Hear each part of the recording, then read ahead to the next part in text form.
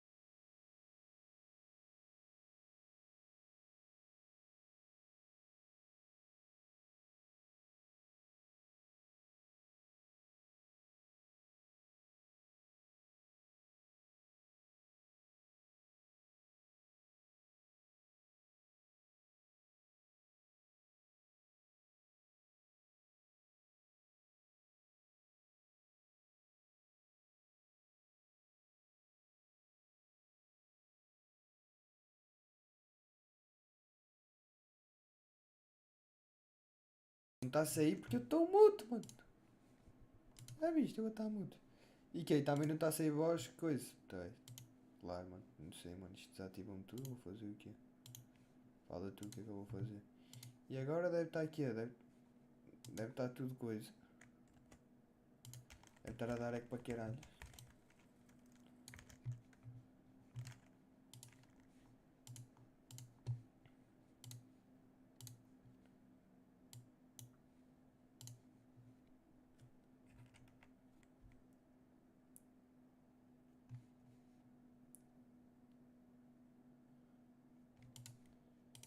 Está a dar som de jogo então. Percebi.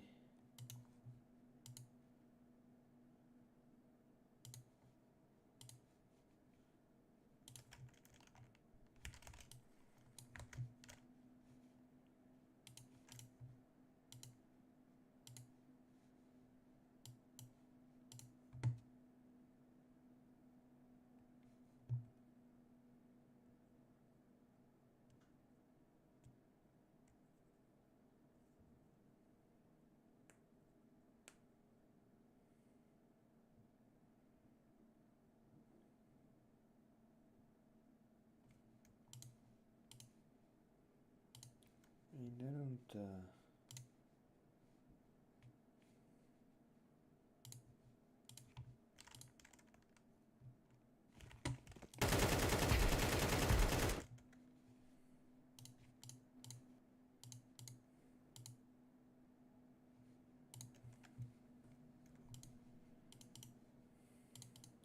Ainda não está.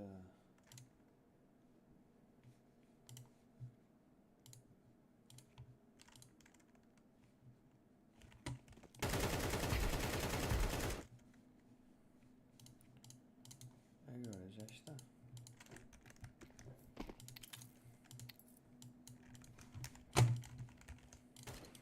Ainda não está.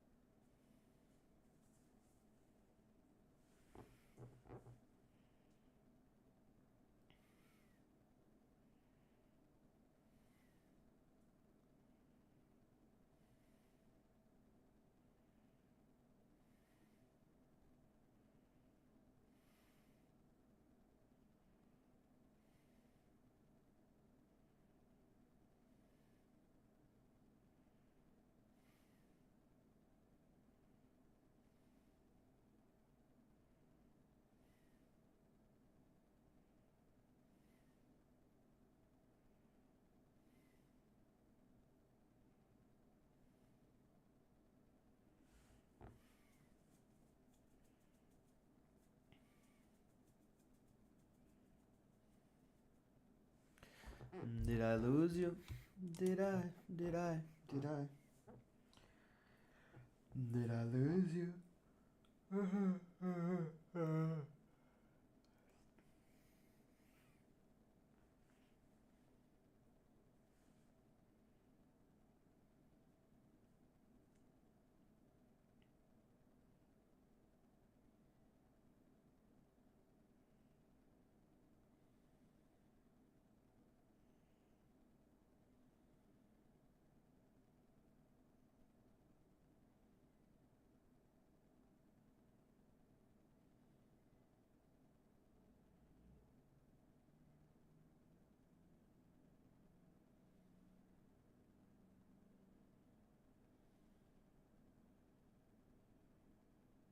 Bate.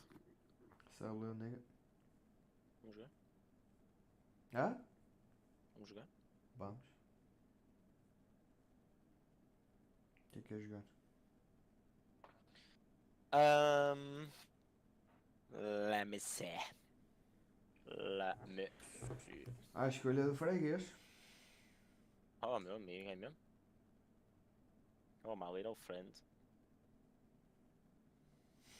If you say so. Cause if you say so. I'm winning now. Tu curtias essa?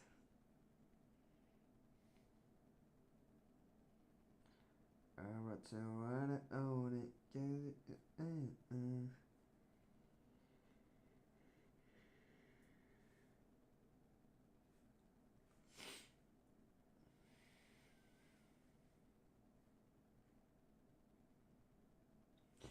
Árbitro, eres un ladrone, porrada la soluzioni.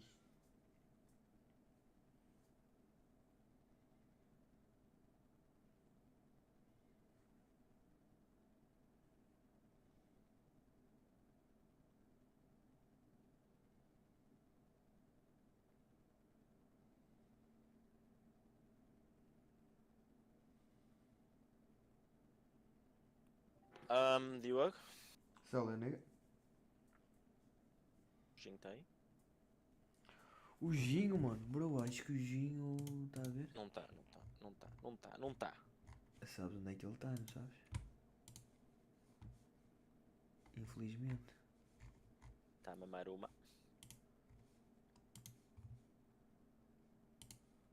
Bro, só há IP que sou face it.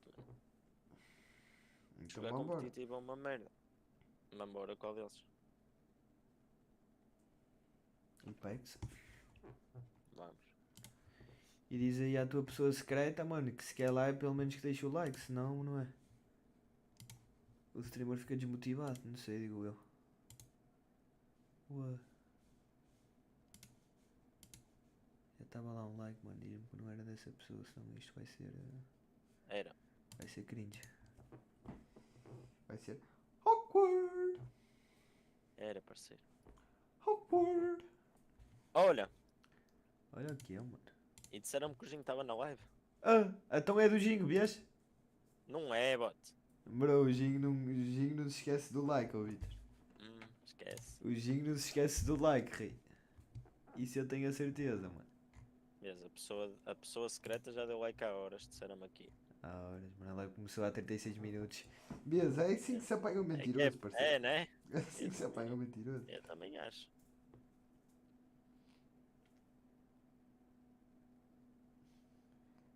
Did I lose you? Nah, a Gina não me deixou o like, rei. Fuck wrong with that nigga?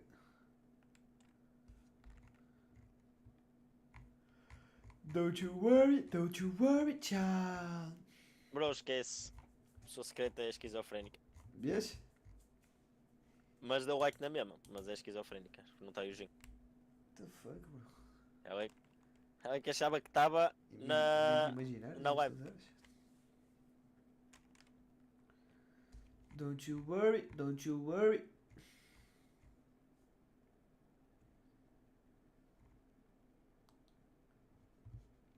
Bro, tens a tela preta. Calma, mano, estou a trocar de jogo. Ah, tá.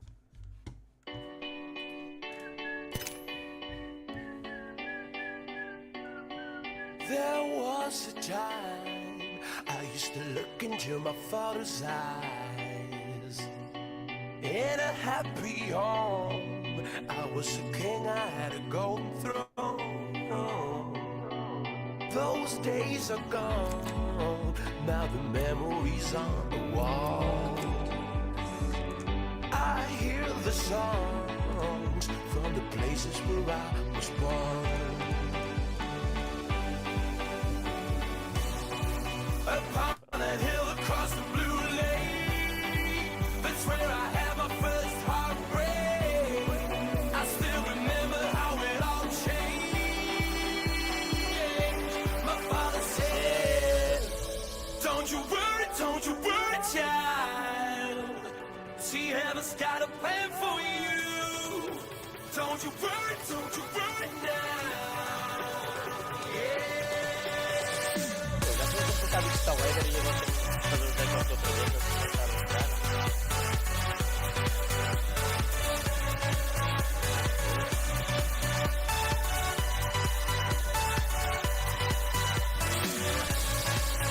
Don't you worry, child.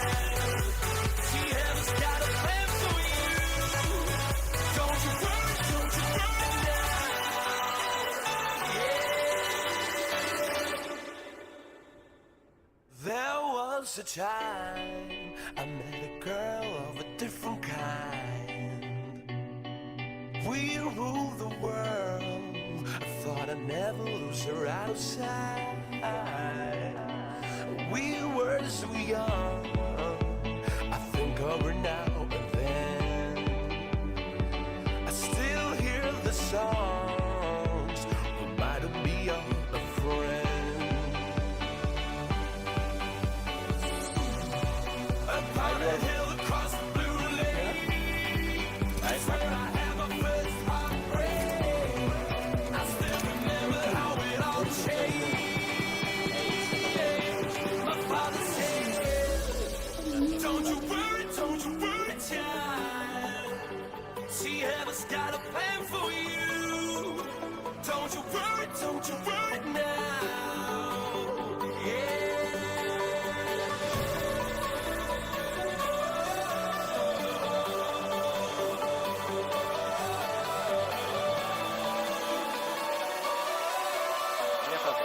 See, heaven's got a plan for you. Don't you worry, child. See, heaven's got a Entrar 19. Ia-te levar um makezinho. Ia-te levar um Chica Ah, mas Big podes Mac. trazer? Ia-te levar um Chica Big Mac. Quer dizer, a que horas Dá sai? tempo, pode. Sai às 4. Dá, mano. Eu só saio de casa lá para as 5. Aí não, mano, dá para comer. Pois. Vais a comer pelo caminho, vai comer no metro. Que nojo comer no metro, mano. Só cigarros também é crise. Só indianos a cheirar a merda, mano. Fugiu a boca.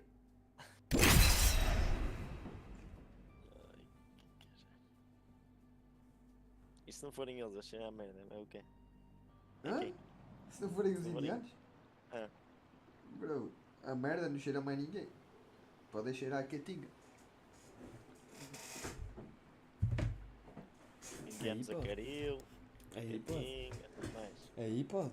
E é que meus meninos é braço para cima, mano. Parece que estou num concerto.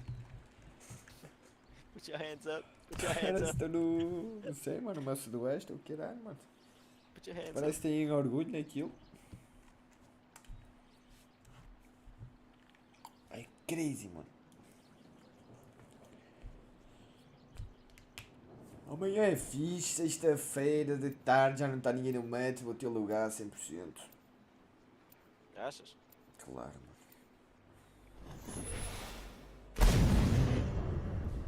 E depois sábado e domingo também é noite.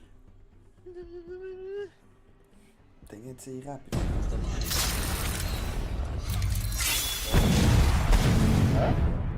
Se corres. A semana estão meio range tudo. Isso.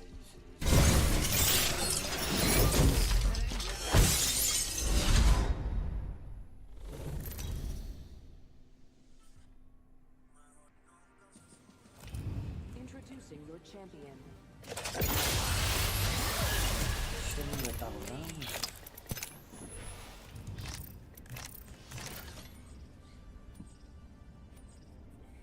Perdemos 45.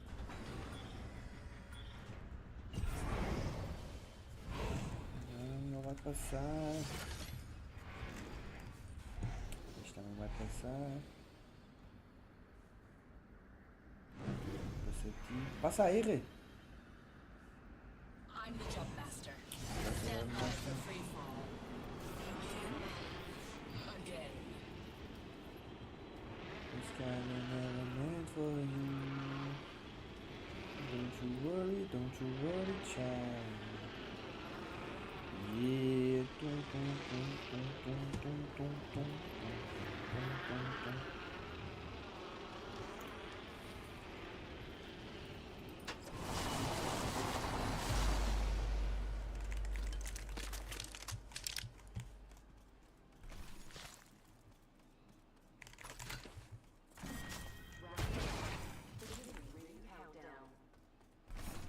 We aren't all in the ring. Do not allow that to compromise us.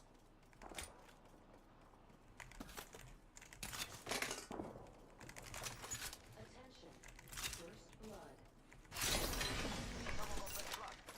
Okay, respect.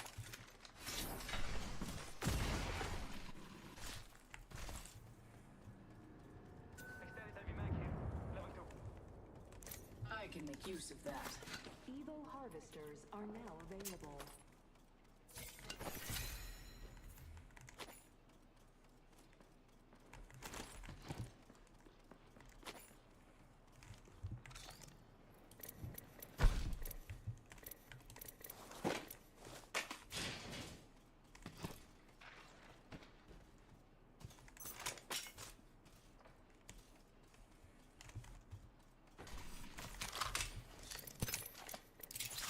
Seconds until the ring closes. Extra munitions for you in great. Got stock here. Level 2.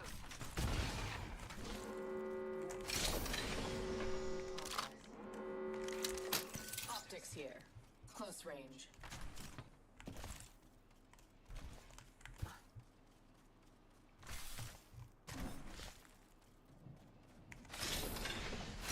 Quer ver a rocha, parceiro? Já tem.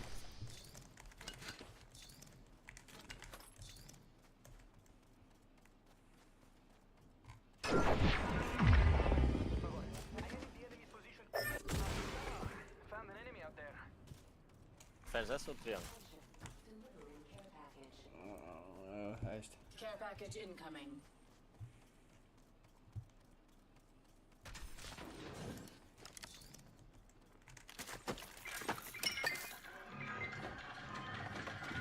I now have an enhanced weapon. This weapon is somehow even more beautiful than before.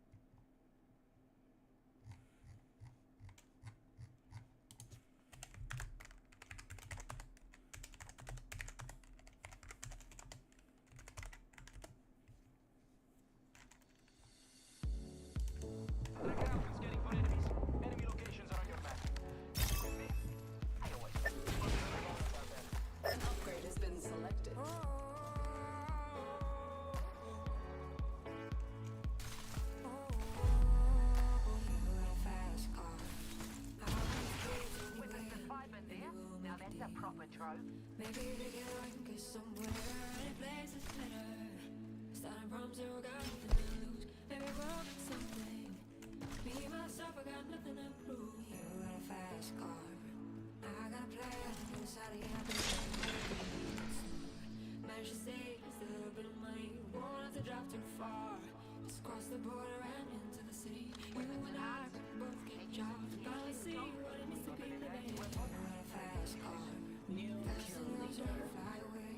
Surely you can take the title from them.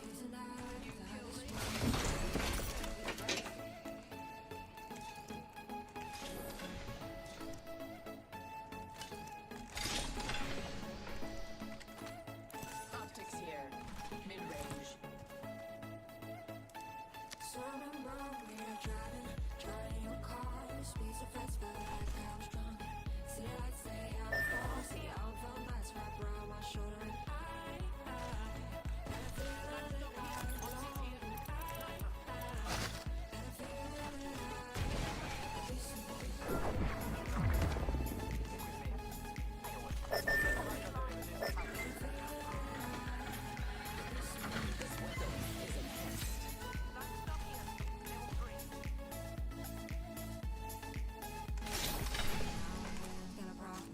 Fiz a única coisa para melhorar, mas se quiseres para si. Tá longe.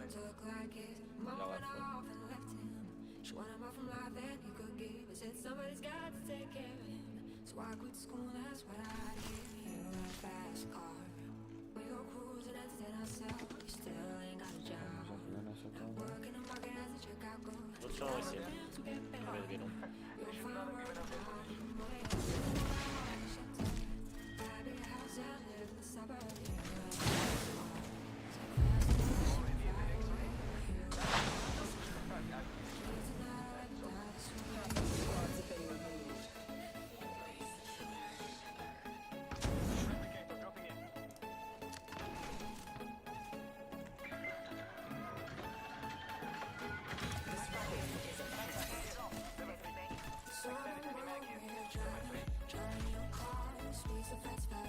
Queres? Quer? Carregador? Já. Já o que, bro? Me falta. O que é que se queres? Dizeste que já. Já? Eu disse já. Dizeste já. Estás ali mal. E aí é um. Drops.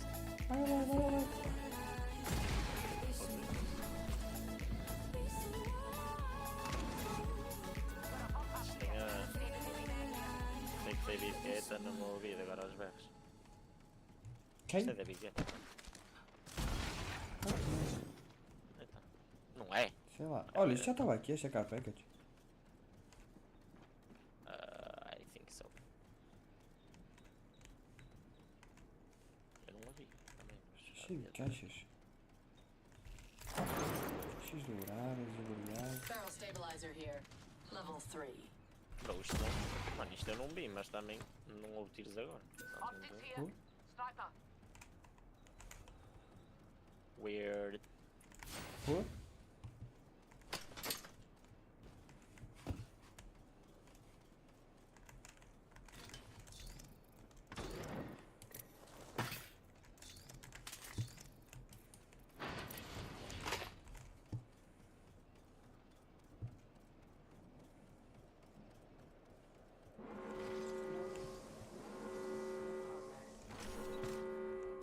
Good news. We're already in the next ring. Onde é que estamos fixe no centro?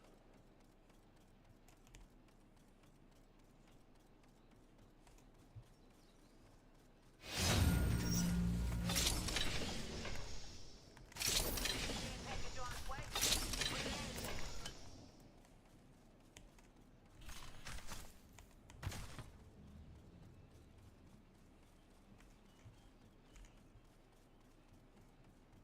Vamos ao Mythics. Podíamos ir. Extra munitions for you in standard heavy mag here. Standard light mag here. Level 3. Aonde? Save that for me, please. Não consegues trazer? Não sei. The champion fell. They did not deserve the title.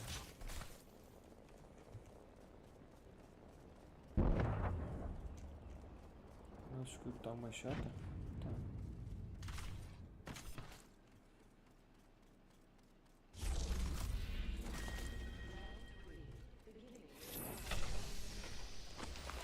We aren't all in the ring. Do not allow that to compromise us. Attention. Loopings have been restocked.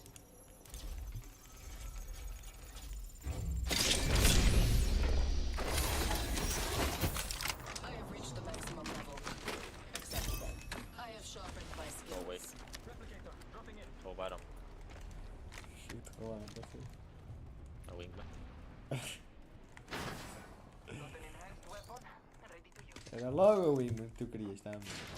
Era! But. Oi.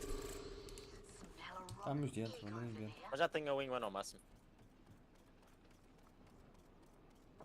Meti aí nas ceninhas. Não precisa se dar os Skull Piercers. Behind us, behind us, behind us! Behind us! Behind us! Running! Consegue dar? Ah, não vai ter tempo, não. Não, mais nenhum? Ah, só fosse por fora, vai. Ah, não vou Algum ver, cena tá de dar revival ali? Para ele ir para lá? vendo? Checa. Acho que não. Ah, mas é lá no centro só. Conseguimos ver daqui se ela for para lá. Care package. Tá running para ti. Die.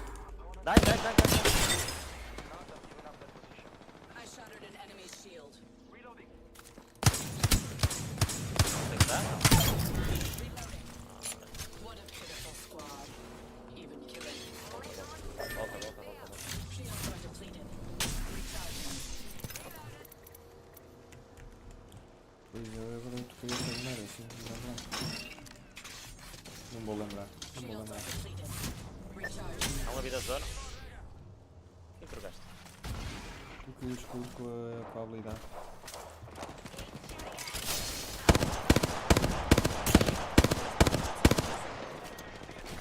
Corre.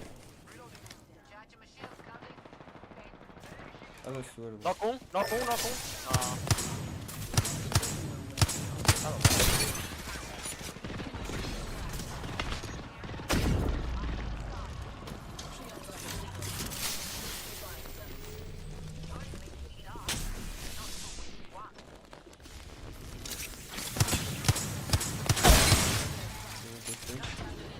Knock no. Yeah, that's not. Lá dentro? Dois comigo. Vou lá da outra equipa, você. Estou muita vida.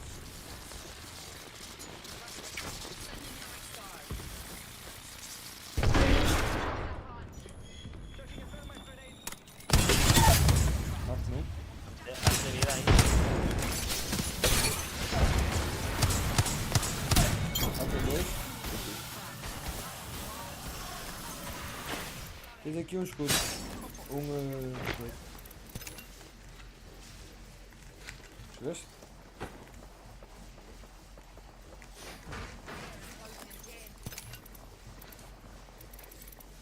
Há Preciso de uma coisa niches. que eu percebi.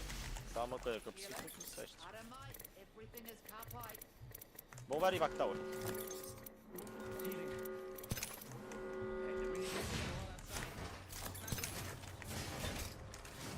We need to go. Ah, guys. Tá, temos aqui esta capa. Tem gajo aí para cima.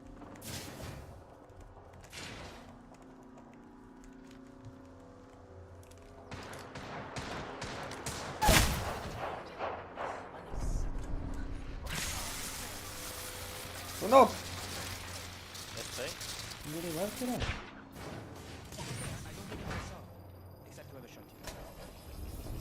Go close the door. Que puta, ele não estava à minha espera. Quem foi? Nem percebi quem Não, foi. foi incrível lá. Ele estava lá para cima. Nós estamos ali na loja, parados. Tá, bro. Eu não vi. Está sujo. Bro, Mais- ajudem-me por Não, não favor. vai O gajo ser. está aqui de lado, mano. Está aqui à nossa frente, afinal.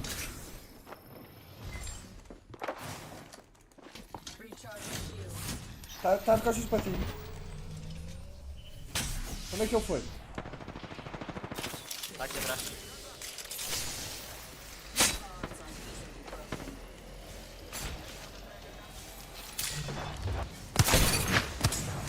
Está surdo.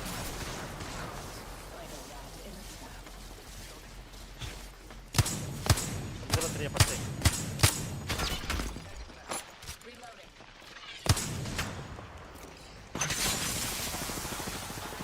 Lá em cima está broke. Muito matos, muito matos. Não, lá em cima broke. Bro, não dá. Ah, esse gajo gosta de dar, parceiro. Não preciso ficar na esta. Estão aqui em baixo.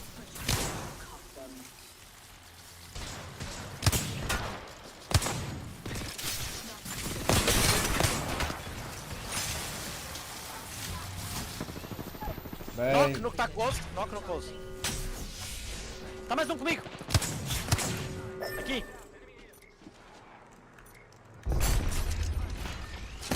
Vai. A soro. Knock.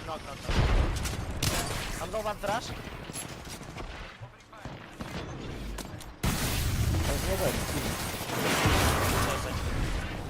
Chegamos.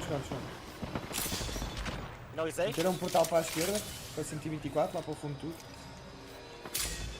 Eu vi. É o outro da equipa.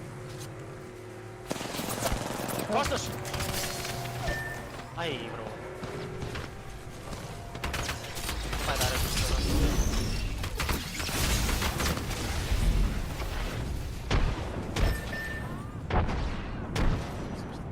Vai, vês deficiente. Está a ser What the fuck are you doing? Why the fuck you reviving me, you fucking idiot?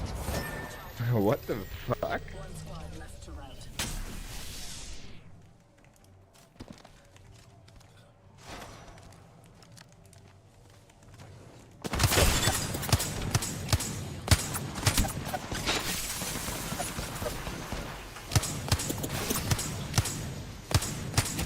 A manda não acerta, mano, provavelmente. Shields are depleted. Recharging. I have 30 seconds.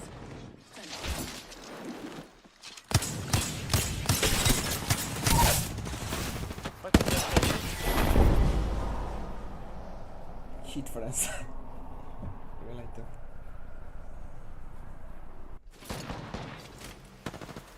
Bro, da nossa começou-me a dar rivais, eu acho que agora com o mano nem ao lado. Eu estou só a fugir, mano, para ajudar. We are playing scars. First game of the day, não foi mal. A mira está afinada, parece. 1200 de anos já. Para o primeiro jogo, está afinado. Garanto-te.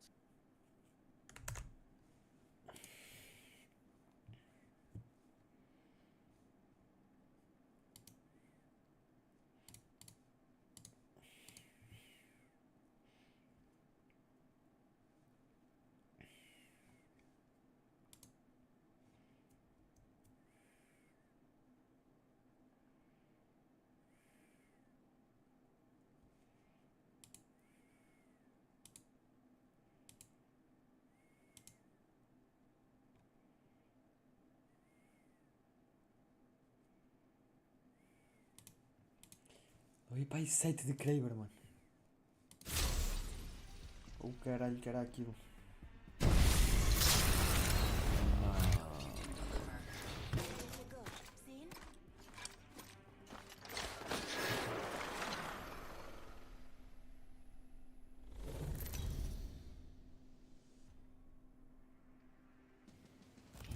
Introducing your champion.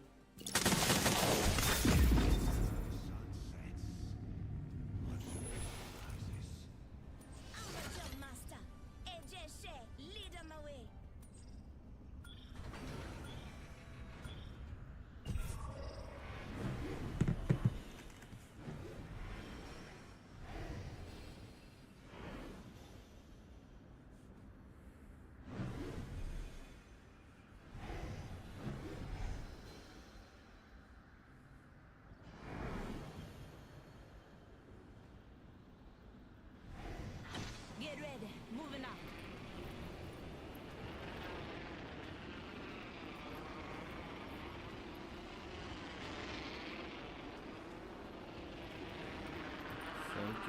Estou mesmo a vir para aqui.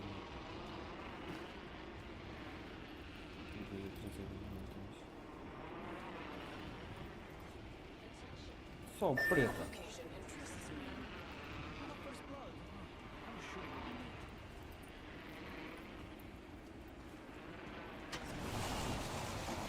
Esse gajo. Pegaram na minha, burro. Pegaram na minha espada. Que é essa? Que é esse? Ela quer pegar na minha espada, ela quer pegar na minha. Next ring's far. Que é essa então, mano? Eu não tenho. Venga logo. Mas também tens mais kills assim. Não te importa kills? Pensa muito não. Não sei nada disto. Olha, Diogo. Ai, que fuck, então. Attention. E-power are online. Já caralho. Aqui uma aí boa P+Kvba, harvest. bring 8 plus. Ah, estavas a bit fuck. É isso. Só vou dar-lhe logo. My weapons in hand, ready to dance.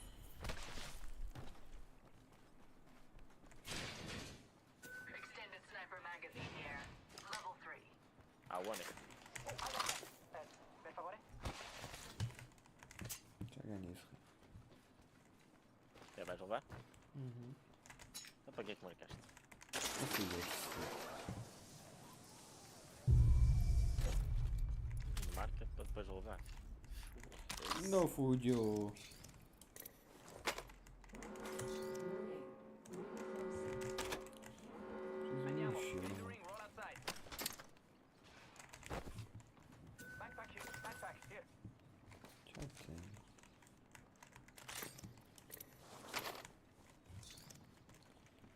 Ah, então só com aquela gaja que eu posso levar 2 nades.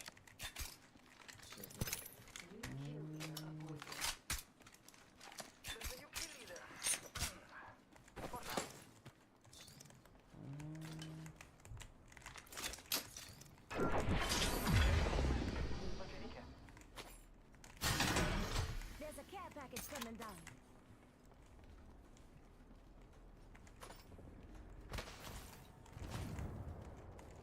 Bro, abre isto, tua boca. Check it. Weapon supply bin here.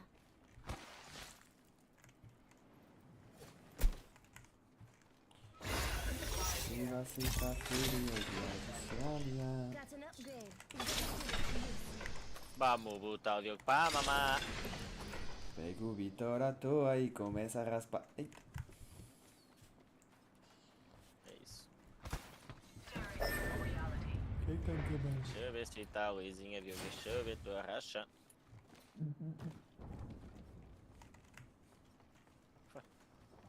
Got an enhanced weapon, ready to use it. Não posso. Medkit here if you require it. Tudo vai fácil. Posso querer ver a racha agora? Para mim. Vai fácil, mas não me apetece olhar. Olha se não é atrás de ti mesmo. Estás a ver quando estás com Real. medo na cama, mano, e In não, real e life. não queres In olhar real porque life. pode aparecer um monstro? Tipo, se o monstro já estiver lá, mano, é mal para mandar. Caguei mesmo. Só ser raptado, enrabado, tudo. Enemy here. Optics here. Close range. Got an enhanced weapon, ready to use it. I now have an enhanced weapon. Wait. I have crafting to do.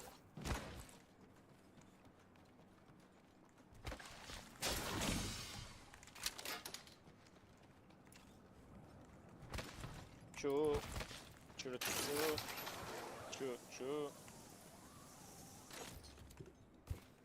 Diogo faz o passinho. Cheira-me que eles ainda não foram ao Ivo. Enemy locations are on your Isso vai map. lá. Stick with me. I always find my Meio. mark. Target acquired. There.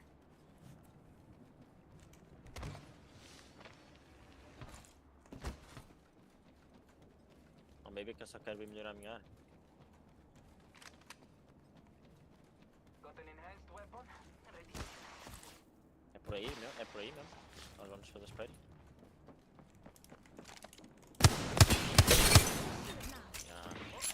Tem escudo? Não, acho que é o outro lá. Steer clear there. Deves ter dito antes. Deves ter dito mais cedo antes de eu aparecer.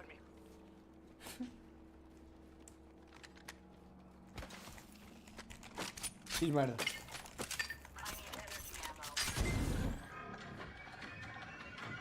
My weapons in hand and ready to dance.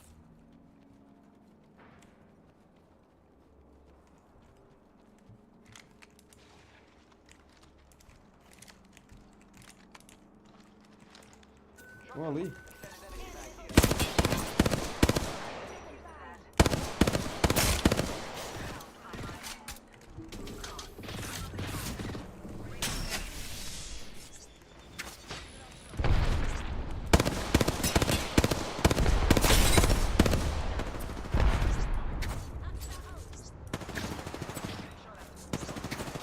Broke! Ah! Diogo, és tu que tens de tocar, que és a gaja? Não estou habituado a isto.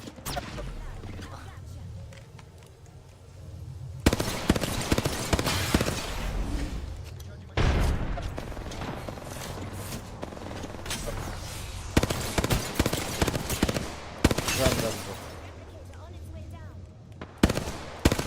Bro, can you tase him, you fucking idiot? Fuck. Nice. Of course you didn't hit anymore, but it's okay. Vamos lá para cima.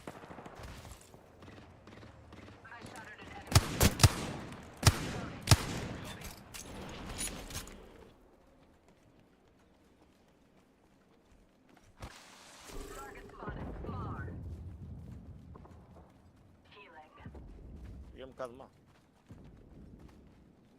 Rings nearby. 1 minute Back till there. close. Que é? Só estão a fugir? Só. Isto é crazy. E o pussy sou eu. Foram os primeiros a dar não, que parecia. Rating é muito. É assim que eu gosto. Já. Ok, ele está a dizer isto, não sei se debaixo de nada. Não queria dizer nada, mas... 30 seconds. Rings close. Mas a verdade é que respeito. Fala aí tu, leve. Vai, velho. Eles ultamos não que o gajo é errado. Que ela vai se enervar. Nem aí. Oh. Oh me, oh me. Oh, What are you doing there alone, Bro, come brother? back. It's okay, it's okay. Ok. Guarda, velho. Sai triste. Guarda, velho. Sim.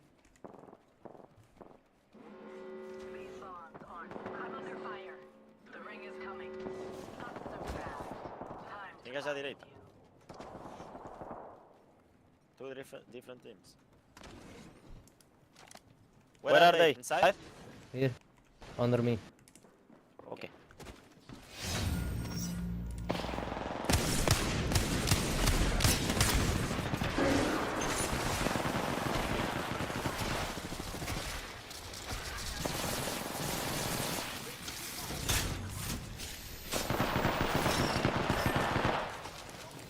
Bro, where the fuck are you? Where the fuck are you, bro? Help, maybe. Use us. Yeah, you're retarded. You are running in circles. Yeah, I can tell you're retarded. Ah, stop. He's important. You are Yeah, running yeah. in circles. Yeah, you're retarded. Ah, stop it. Fucking what? You're so shit. Fucking what? You're so shit. What? You're so shit, you died. Fucking what? Tu? Loser. Stalker. I'm sorry for you, bro. Yeah, yeah. You retarded. Yeah, I'm sorry for you. For real. Yeah, you're retarded. Acabou, How does bro. it feel to be that? This loser, bro.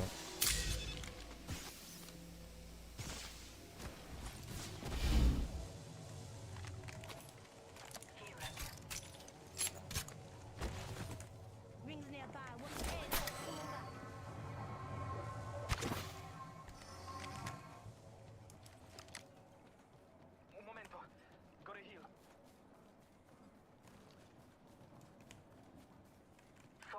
seconds and a nearby ring.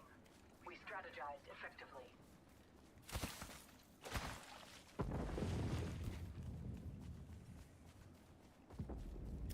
Já tenho o spot perfeito.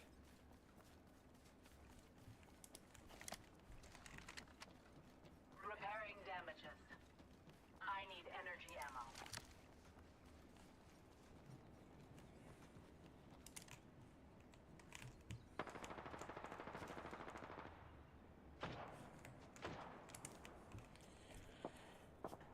Hoje é sexta-feira e é dia de se alinhar.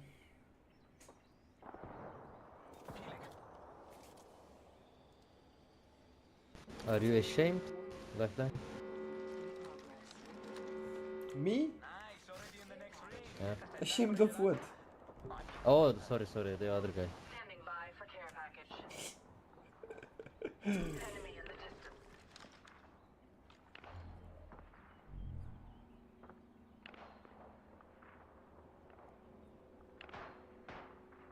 Tem gajo aqui embaixo.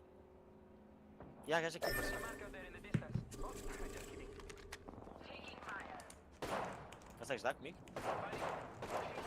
Bro, discute cinzento, parceiro. 72, 43. Está de escudo dourado.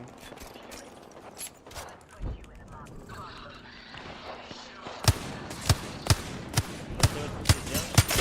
48, 72.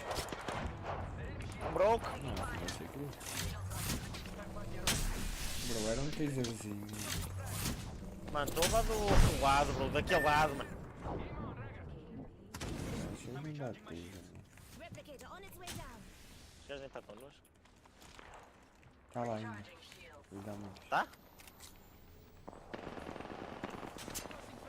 Repairing damages. Que isso, mano. Rings nearby. Tá bom, já. 72, 39.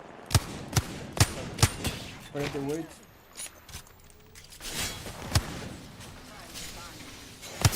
Jesus. 72, 48. Não, Estou puxou. sozinho.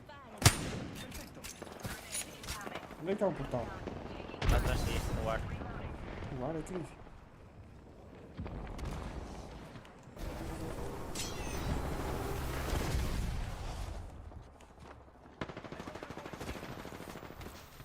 They knock on. Thank you for that. Who's next?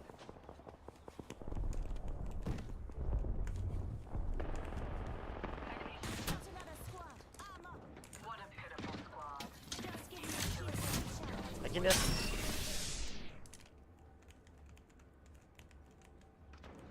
Recharging my shields. Cover me.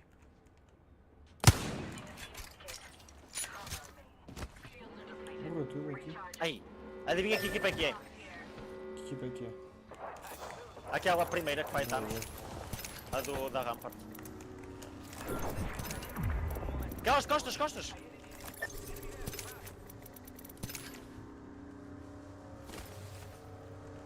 Estão lá na rampa. Ah, fiquei preso!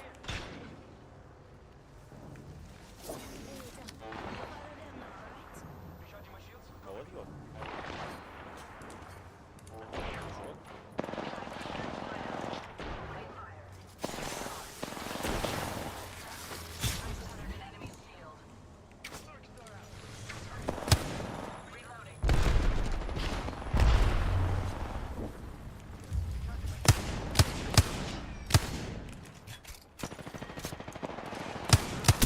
Caiu um em cima do gajo.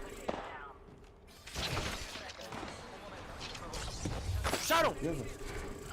Puxaram. Entirely expected. Attenzione, enemy here. Puxaram com o ulti. Vai ter calma, calma. Ya. Estão em cima de tudo.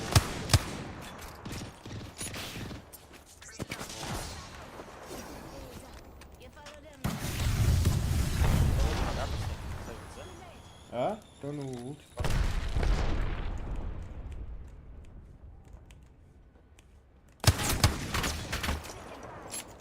Recharging my shield.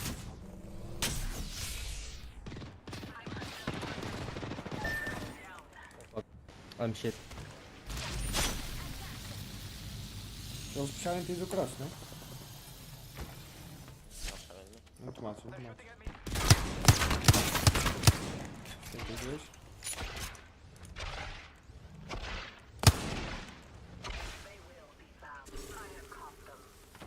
Estou contigo. Estou cá.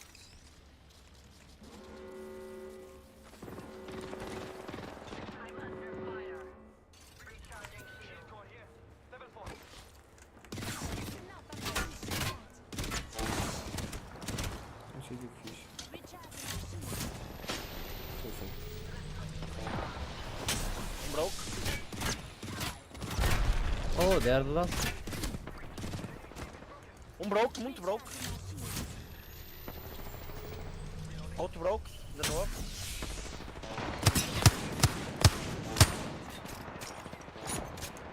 Ficou um! Estou para a vida.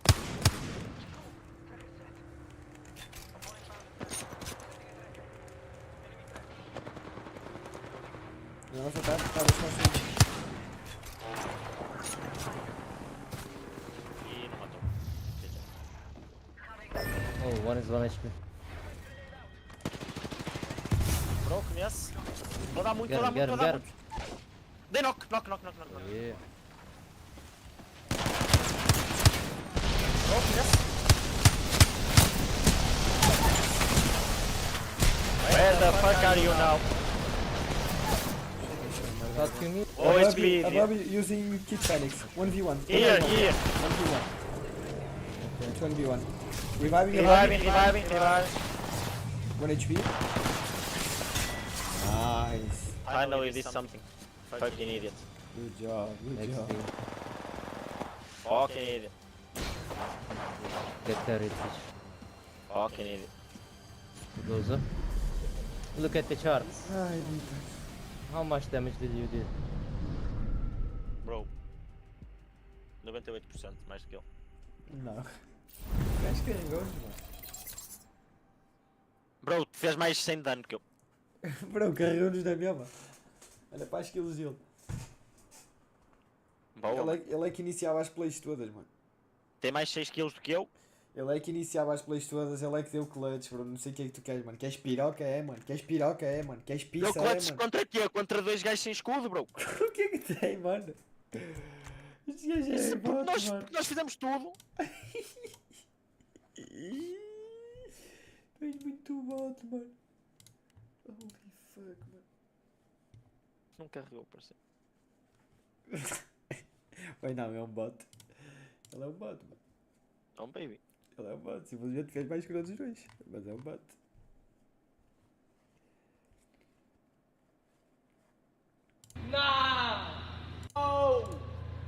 I feel like Batman right some Batman shit right now, bro. Bot, Damn. Dime um carro do Ray. Rayquan.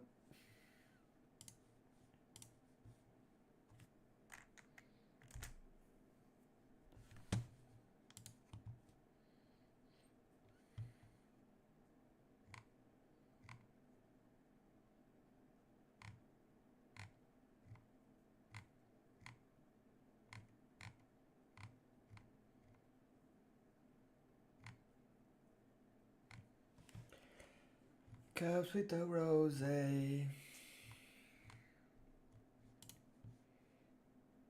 Escolha modelo recondicionado da Swap.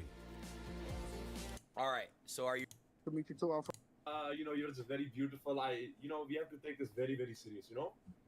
Or... Yes, I agree. They should be. But, Ele foi yeah, com a but gaja it's de nice for novo. me to, Não.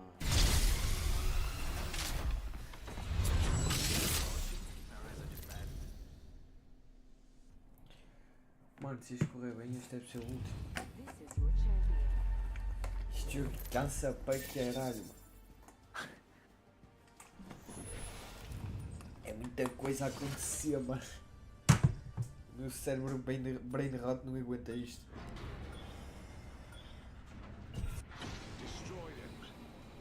Pronto. Pronto, estava tudo a correr bem, mano. Agora é que reparei que já subi para plato. Estava tudo a correr demasiado bem, né?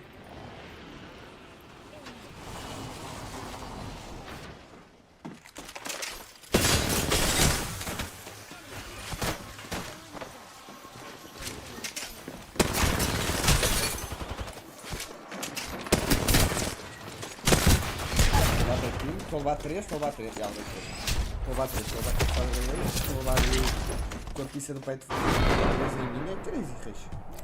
3 em mim é wild, mano. Fechou a porta, a puta. Este é o último.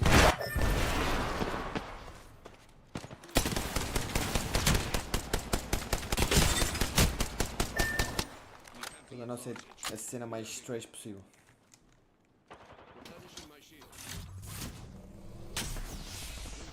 You can't drop playing like that.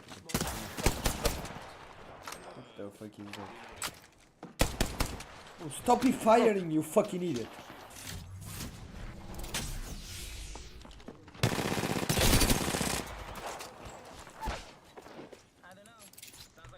Eu filho, que cena horrível.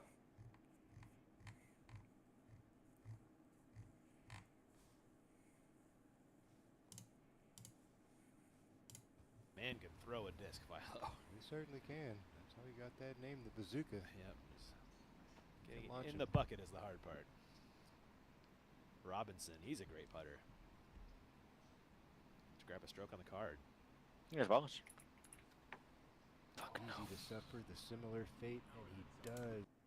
Fuck, isso aí já é burro, mano.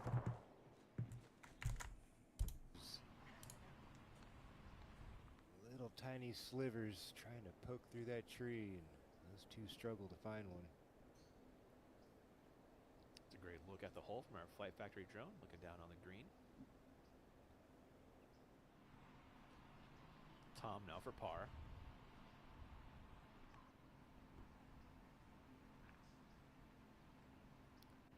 Little tester to start his round. You said it, man. Early round gut check here. Just enough to crawl over the rim.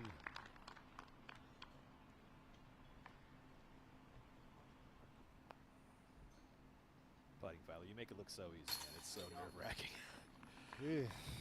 Everybody's nervous when they're putting, especially when you're on camera and everybody's watching. Yeah, it's there. That was a nice par from Robinson. Sexton to follow suit. Make it 3 in a row.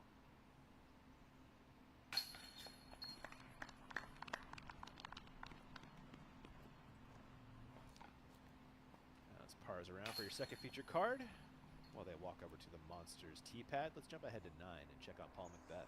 The dream hole. Big downhill shot. Got the river just behind the back. What this?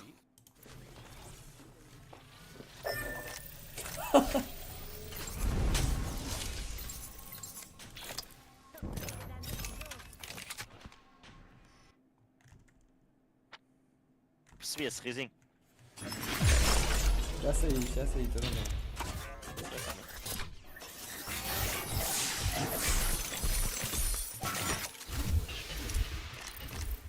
Percebi o risinho, bot. Queres para não ler? River level is up too. Maltinha, agora vamos ver aqui. Coriel's having a nice day as well. Conteúdo muito Yeah, interessante. absolutely. Unfortunately, did finish with a bogey on 18. Had it clean to that point. Oh, dang. The Monster Sexton goes to the roller again. I like this play. Gets you off to the right side of the fairway. P+Kvba. Cluster along the left side. Fuck, mano, muito cena, velho. One of the best rollers. Entra lá, mano. Do so, but his air shots are so great too. Pois, random, You know? pode parecer. Yeah, I think position is really the prime factor here. Só on não the sou tão second pega.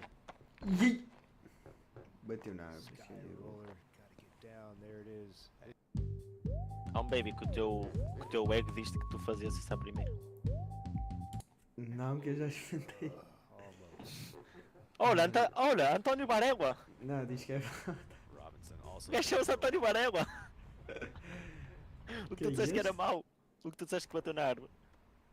O que tinha cara de chinoca antes do anúncio. Chamava-se António Barégua. Eu nem sei onde é que está o cenas, mano. Olha, sabes que eles fazem isto de propósito, ouvido? Side. O que é isto? O quê? Get beyond those. Tipo, coisa a rolar. Well, that was. Ooh, that didn't help. Para ele ir a descer? Yeah. Might have the É, Annie a swing. gente vai fazer Maybe. igual. Hard to say Yeah, from that it is. angle. Tom. Que é que ainda curva? E depois há, Ora. Vai sempre a descer há aquilo. tipos de lançamentos e para tipos de lançamentos há tipos de discos. Há tipos de quê? Cortou, De parceiro. discos. Cobber's gonna keep it in the air. Afinal este não. Este vai pelo ar.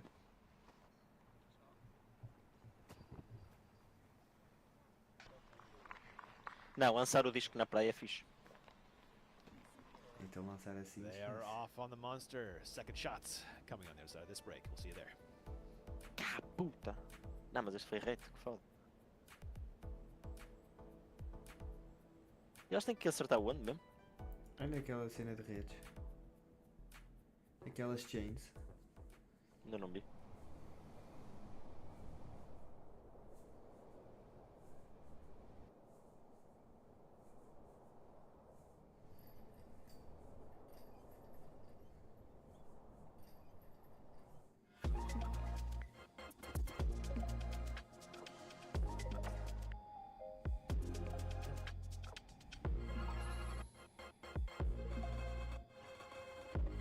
Excelente. É o que eu tenho a dizer. Zero gravity.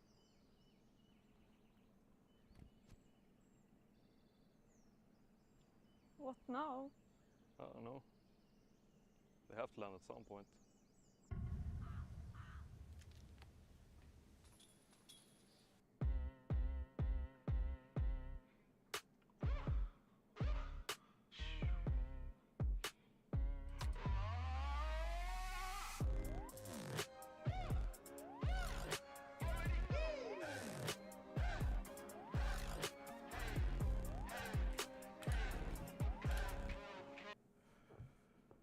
Que isso?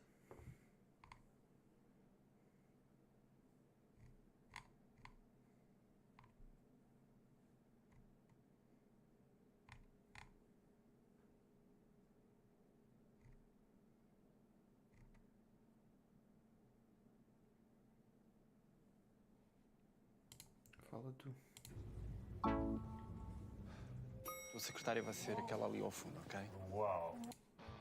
Tem um valor específico e o melhor de tudo é que tudo isso aqui vai virar cashback em dólar, porque eu vou fazer o pagamento com o meu cartão de crédito da Nomad Explorer, o Nomad Explorer Biz Infinity. Ele tem a função do crédito que você usa e você recebe cashback em dólar. Além disso, esse cartão da Nomad não tem anuidade, você ganha acesso às salas VIP do aeroporto e também tem todos os outros benefícios do Visa Infinity, concierge 24 horas, Fast Pass em aeroportos e o melhor, os seus pontos nunca expiram. Cara, muito feliz, porque em 2 semanas vamos para os Estados Unidos e o dinheiro já está ficando reservado lá. Toda hora que o dólar cai, eu mando o dinheirinho para lá para usar direto os pagamentos da minha conta internacional. E para você ter acesso a tudo isso, é só você abrir sua conta na Nomad agora. E para isso, basta escanear o QR Code na tela ou clicar no primeiro link na descrição desse vídeo e você vai lá direto pro site da Nomad com o código COMIDA, porque também usando o código COMIDA você ganha até $40 de cashback. Tudo isso para você, então aproveite. Se você quer ganhar cashback em dólar no Brasil ou viajar pro exterior e economizar uma grana, tá aí, beleza? Nomad, tamo junto. Agora eu vou comer, que eu tô morrendo de fome. Partiu!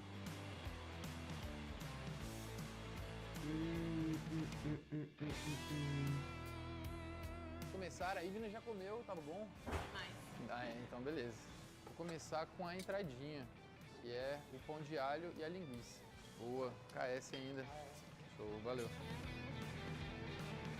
Então é isso, vamos começar este banquete aqui no Rebu, começando com o pão de alho, hein? Olha a entradona.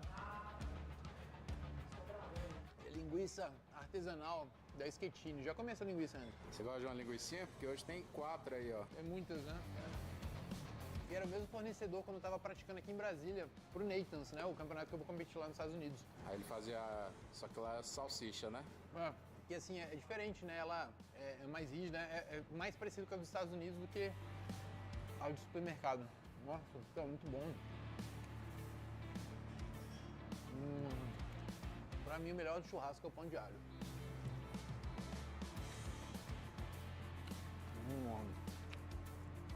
E aí, esse daí é diferenciado, pelo menos o formato. Demais, cara. Muito queijo no pão de alho, crocante. Vou aproveitar aqui agora e comer enquanto não esfria. O prato executivo, só que esse aqui é diferente, então. Tem a carne do sol. Como é que chama? Rubacão, que é basicamente um baião de 2 cremoso. O que vai nele? Os mesmos ingredientes do baião de 2? Vai queijo coalho, vai feijão de corda, o arroz, vai pimentão, vai a nata, né, o creme de leite, coentro, cebola, bacon, reforçado, dá pra passar um dia cortando cana. Fazer uma bacia disso aqui pra mim. Essa carne de sol, ó, tá naquele jeito. Ó.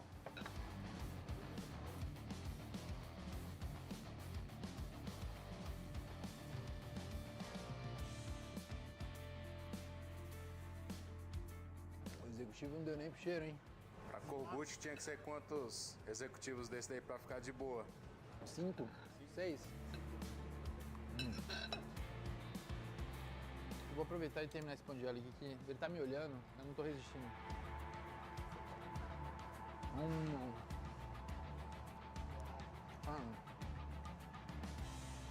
Esse aqui é o shoulder, né?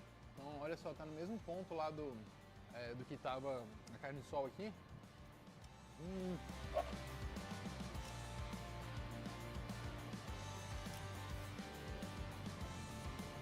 Eu gosto quando vem a carne fatiada assim, ó, bem pequenininha. Fica melhor de comer. Fininha ao ponto, na proporção certa, né?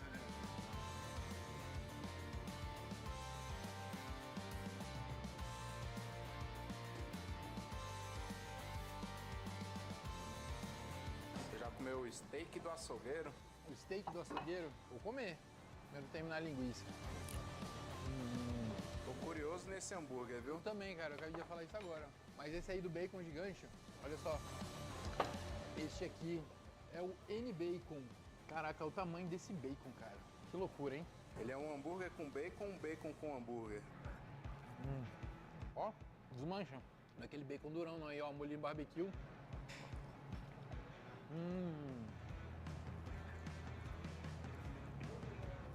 Quando você vê um bacon daquele tamanho, você acha que vai ser duro e tal. Não, macio não. Feito pela casa aí. Vi ali nos bastidores. Loucura. Tem uma pegada adocicada por causa do molho barbecue.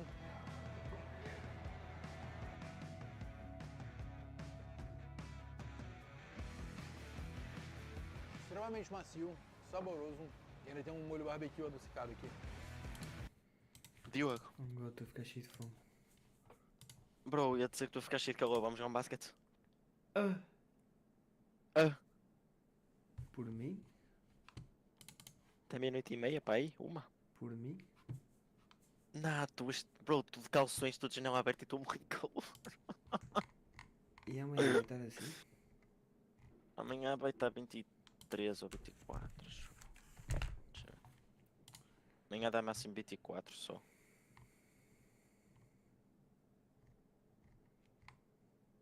Estão 20 graus a esta hora, parecem.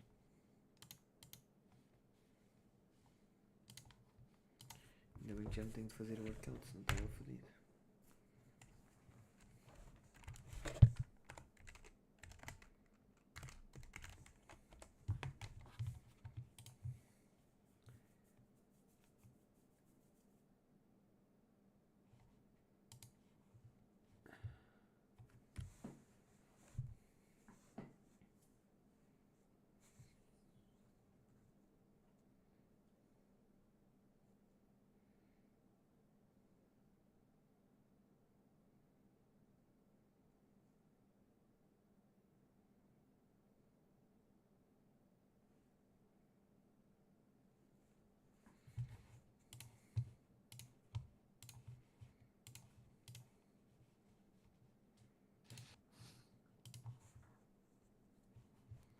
Ah, baby key. Two phone baby keen, fuck you mean.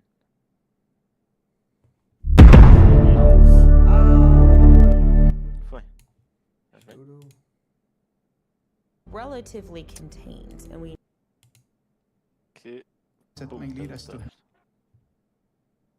the faces. Dead end. But then we got a lead on Abu Zubaydah.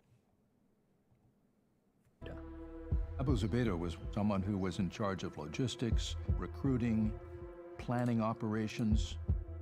I view Abu Zubaydah as bin Laden's right-hand man, his operations guy. Through a series of intelligence breakthroughs, we started to develop a pattern of travel for Abu Zubaydah in Pakistan. We were able to narrow his travel down to, as I recall, about 17 locations. And so we made an unprecedented decision. We decided we would try and go after 17 locations at once.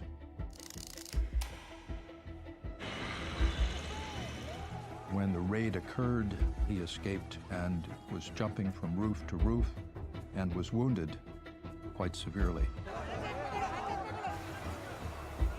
He was taken to a hospital, and my partner and I were called in to interrogate him. Abu Zubaydah was badly injured. One of the medic came over and he said, if you want to talk to him, you better talk tonight because he's septic. He's probably dead in the morning.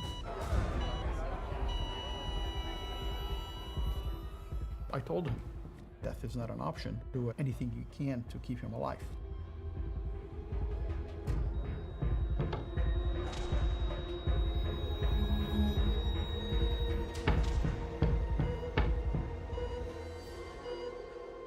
In the hospital, we continued to keep the interview going. Everybody was shocked that he was cooperating. And he named an Al-Qaeda operative who was planning an attack. I said, oh, if I showed you a picture of that guy, can you tell me if it's him? He said, sure. My partner had a Sony device. It looks like the Palm Pilot. And on this device, he had photos of all the most wanted terrorists. And he went down there, like, you know, hitting the stylus, passed it. So I said, is this the guy? And he said, no. What I did not realize was that my partner had zoomed in on the wrong photo. So I said, oh, sorry. I said, hey, Steve, you gave me the wrong photo, dude. I said, by the way, who the hell is he? Tell me. He said, this is Mukhtar. So I looked at the picture. Now I'm very anxious. I want to see who the hell this Mukhtar is. And it's a picture of Khalid Sheikh Mohammed, also known as KSM. He was a terrorist we had been tracking for years. I had no idea that KSM was a member of Al-Qaeda. I was totally shocked. But that was nothing compared to what happened next. I said to Abu Zubaydah, since we're on this, why don't we talk about him? He said, yeah, he's the one who did 9/11. The light bulb connected all these things in my head together. KSM had been Bin Laden's accomplice all along. He was the architect, the visionary, the mastermind of 9/11. Na Steam? Once Abu Zubaydah revealed KSM's involvement in 9/11, we realized KSM had been obsessed with the World Trade Center for years. Mandei-te a última vez, está o BO2, estão todos os códigos em promoção, basicamente. Está o MC, o novo, 43. De 80. 1993, Khalid Sheikh Mohammed pulled off this attack on the World Trade Center in New York. Yeah, estão todos em He promoção. works with the local cell. They get the van, they set up the explosives, and then they put a bomb under the World Trade Center BO2 está a building. 20. Os Modern Warfare. Modern The structure Warfare. would move enough to Já shake tipo a it and comprar, topple. sempre He comprar. wanted Os it to três. fall down. He said Os três later são os he quatro. wanted to kill 100,000 people. If they just had a little bit more explosives and moved the truck Já 1 inch aconteceu to the com right or Bravo. left, they might have grandes toppled jogos. the building. It was that close. O 4 é muito bom. O 2 também é. Khalid Sheikh Mohammed just never rested until he could bring those towers down. After the 1993 bombing of the World Trade Center, Khalid Sheikh Mohammed, he had a bag full of plots and ideas, but he didn't have the money to make it happen. He finds his way to Afghanistan and into Al-Qaeda, and he finds his way back to Osama bin Laden, and he pitches this idea of, we'll target the World Trade Center to take care of that, because Tem imensos jogos he tried super it bons before and it's still standing. em promoção na PlayStation. But now the plan kept getting bigger. We'll Sim, na target PlayStation. the capital. PlayStation. We'll target the Está Pentagon. God, estão os Last of We Us, will está Forza set Horizon, America está o GTA, back está on its Red Dead heels like no one Redemption, has está ever done. NBA. If there was a keystone individual mais in this jogos. whole Indiana plot, Jones, it was Khalid Sheikh Cyberpunk, Mohammed. Bin Laden was the WWE, inspiration and Civilization. charismatic leader, but Bro, Khalid Sheikh Mohammed was the designer, the architect. After Já 9/11, pensei em he comprar o went Last of into Us. hiding. Through a series of classified spy operations, we learned that he was in Rawalpindi in Pakistan. That activated our operation to capture Faz Khalid sentido, Sheikh não faz bem, Mohammed. não digo.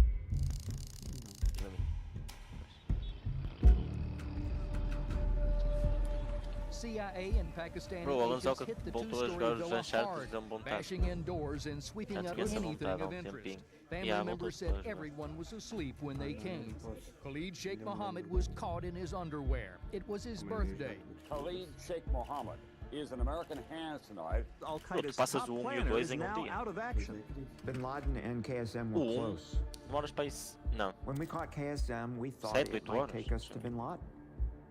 How- It was how a long very to beat? significant capture, the most significant to date.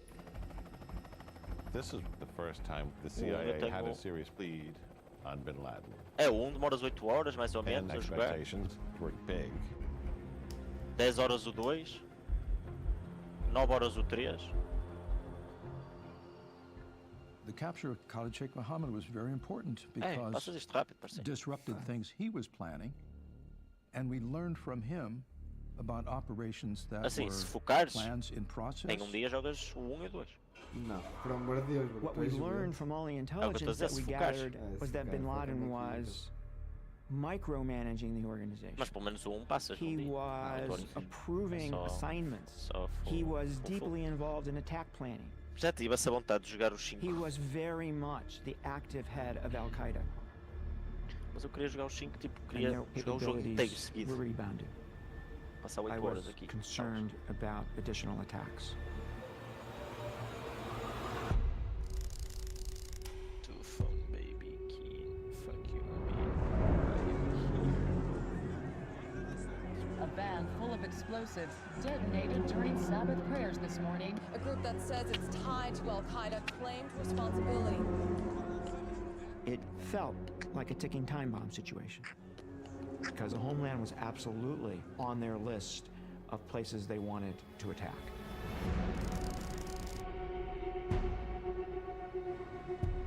I was sitting at my desk in headquarters, and I just heard, "Fuck you."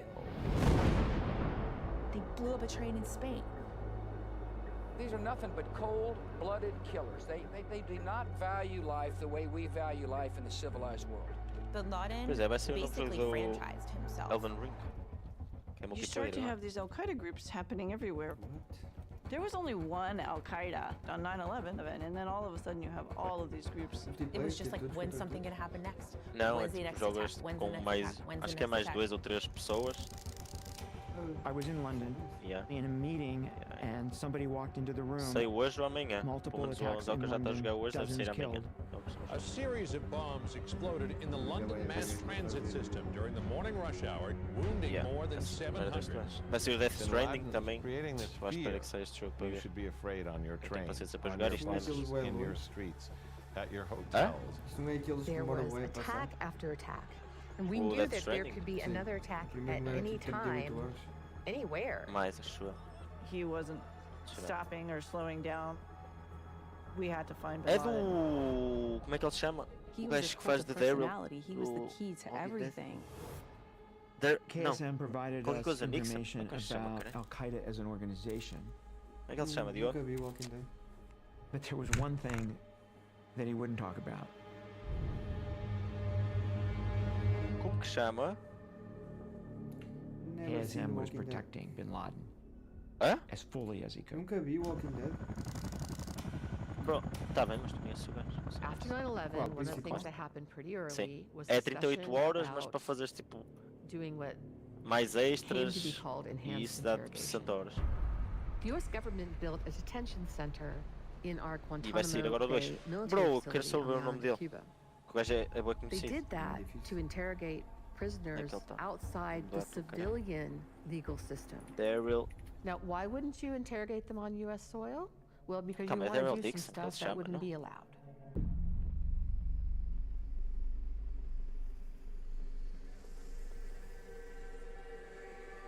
Ei, These were not soldiers. These were the hardened top leaders of Al-Qaeda. When you had them in your possession and they refused to offer any information, the thought was that some coercive measures might help unlock some of that information. Norman Reedus. Oh. The emotional atmosphere in the office was revenge. These people deserve whatever they get.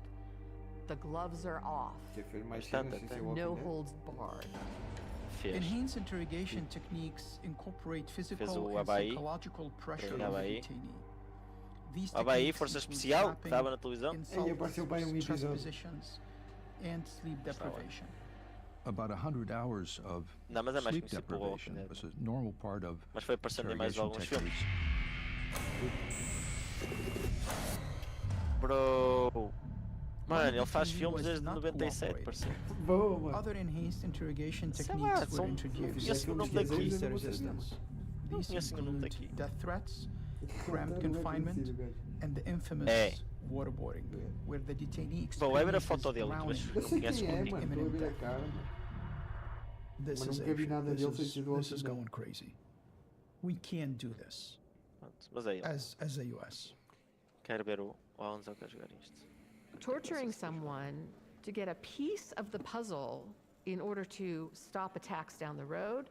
No. No. And I know as an analyst that there's plenty of other sources of information and ways to do that. I went to my management and I said, I'm not going to have anything to do with that because I think that this is morally wrong.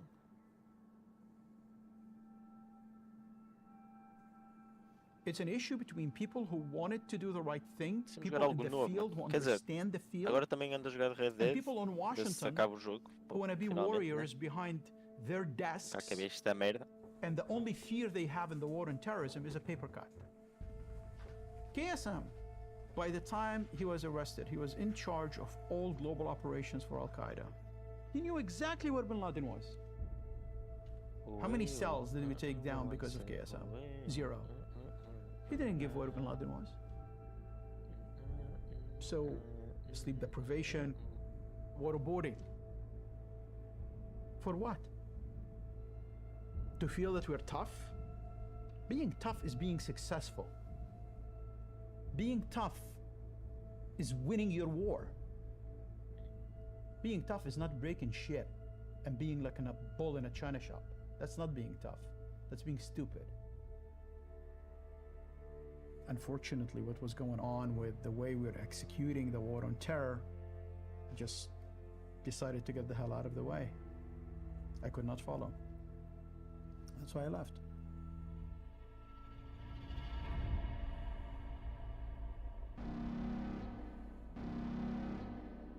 This was a difficult decision for anyone to have to make.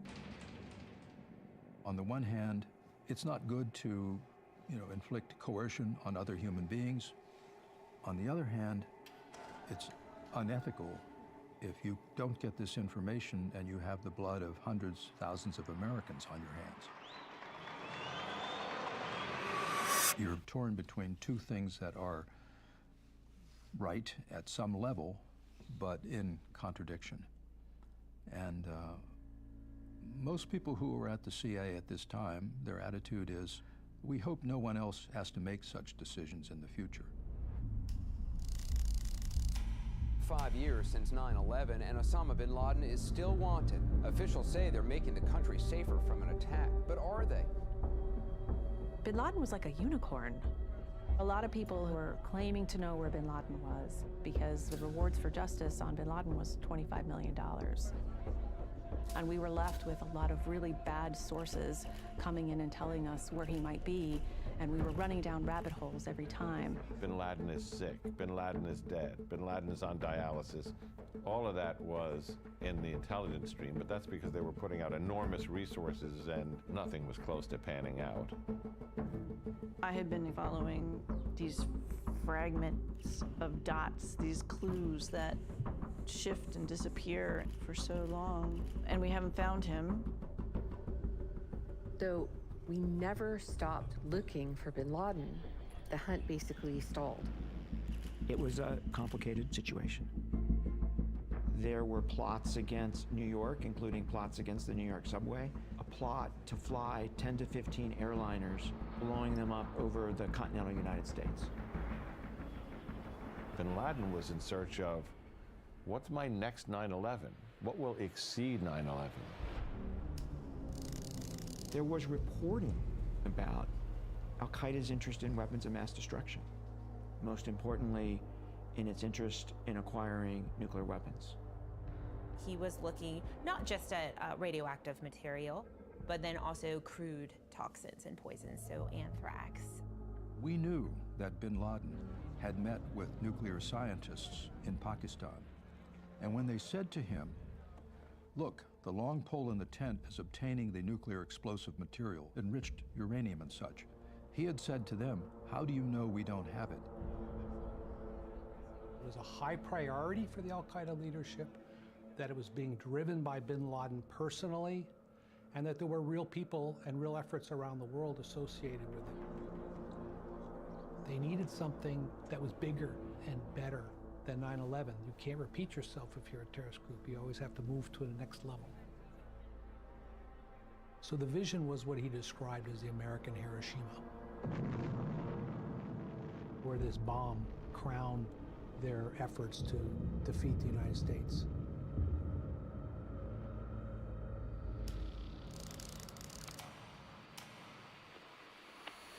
أيها الشعب الأمريكي، وهذا واجبنا وإخواننا قائمون به، أرجو الله أن يثبتهم وينصرهم. I'm alive and I'm well. That's the main message of a new videotape from Osama bin Laden, the first in nearly 3 years. A radical Islamic website says a new video is coming from him, timed to coincide with next week's anniversary of the 9/11 attacks. If it turns out to be real, that he's still alive and secure enough to be making videos. It had been 6 years since 9/11, and we had no leads. Nothing. Every 9/11 anniversary, the only thing you could think about is that bin Laden is still out there. That was just the knife in your back. We just wanted to stop it. And it was so frustrating that we couldn't. It became obsessive. People were working just all the time. And yet we were constantly insulted. We have an intelligence network that is so dumb they could throw themselves to the ground and miss. There's been a complete intelligence failure here. The media was saying we had failed, and so other people had to be brought in to run the center because we were a bunch of failures. The intelligence failures that may have led to the September 11th attacks. The commission itself is going to have to sort through all of this finger pointing and come up with a report in July saying who should have known what and when.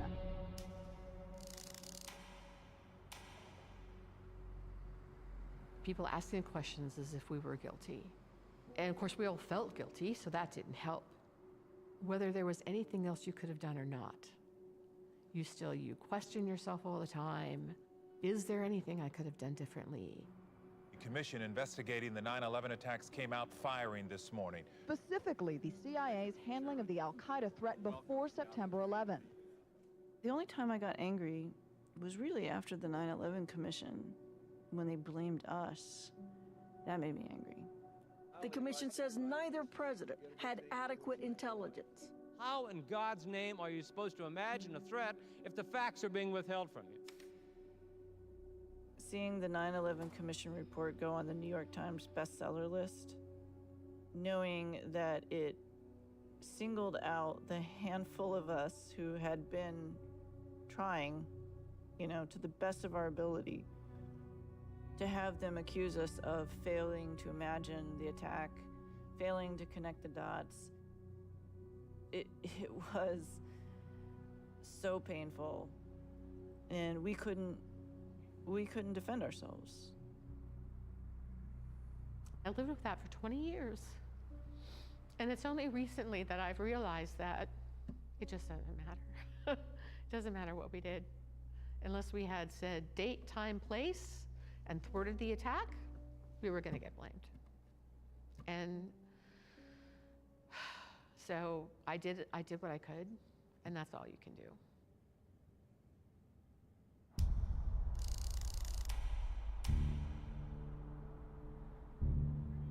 Today, President Bush hosted the man who will be president in less than 2.5 months. When Barack Obama is sworn in on January 20th, he'll inherit a world of trouble. But today, it was one gracious couple welcoming another to their new home and new life.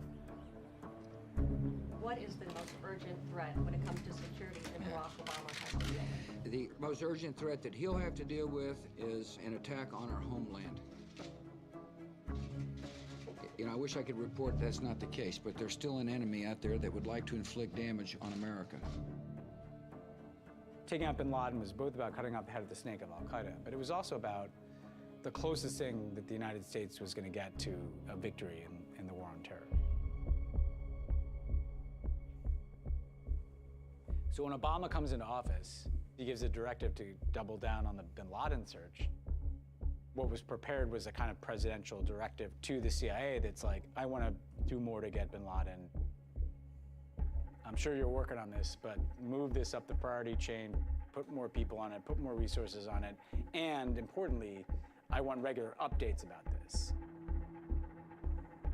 There was always a challenge included in every job that I took in Washington. It was soon after I was sworn in that I went to the Oval Office to meet with the president. And he said, my primary task as director of the CIA was to go after and get bin Laden. My first step was to call the key people from the CIA and basically say, where are we? What's going on? Under President Obama, I became deputy director of the CIA. The CIA never stopped looking. We followed every lead. We were trying desperately to figure out where bin Laden was and not getting closer. I decided to appoint a task force with no other responsibility but to go after bin Laden. Leon Panetta put an immense amount of pressure on you to show progress. When you're an intelligence agency, what you've got to do is develop as many possibilities as you can that could open a door. And one of those possibilities came to us from one of our allied countries in the Middle East.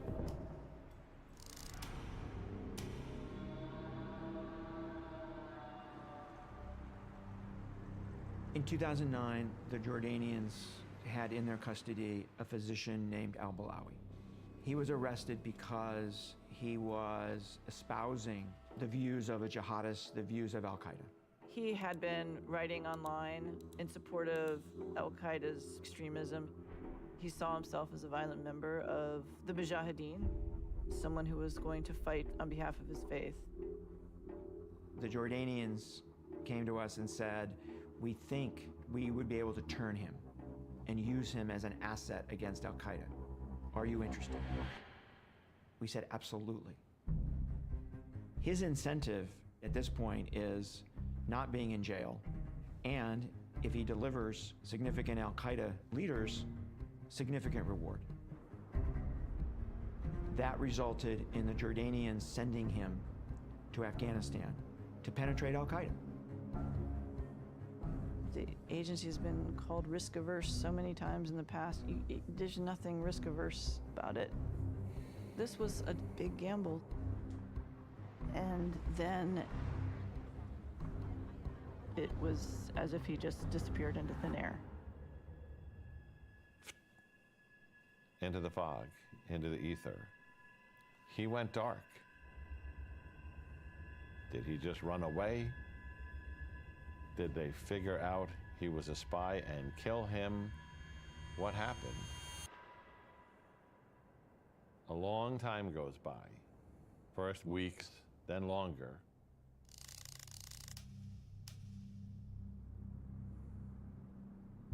It took several months. And then he reported back that he is with al-Qaeda's number 2, Zawahiri. They actually got film of him being close to Zawahiri. It was crazy. This is a potentially very big deal. This would be an opportunity to get at the number 2. Maybe even more than the number 2. Bin Laden. For us, that's a huge opportunity. But before we would even think about operationalizing this opportunity, we wanted to meet him. We wanted to make sure that he was the real deal. We set up a meeting in Afghanistan at a place called Host, which is near the border with Pakistan.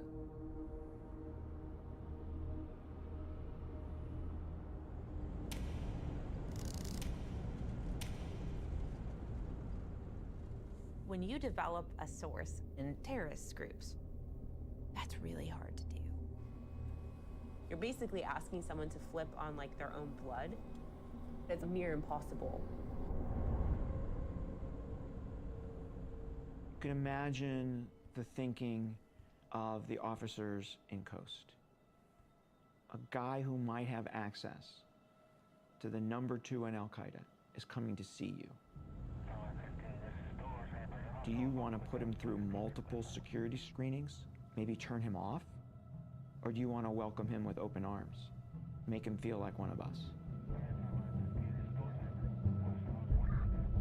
Coast became such a big operation.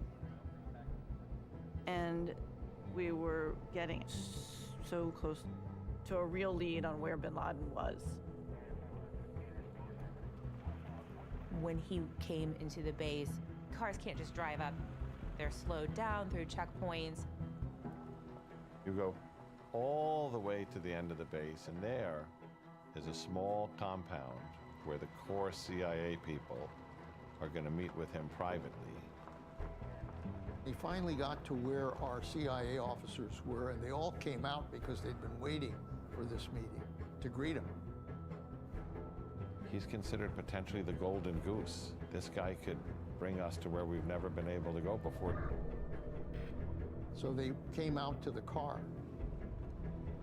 This was something big. This was a turning point.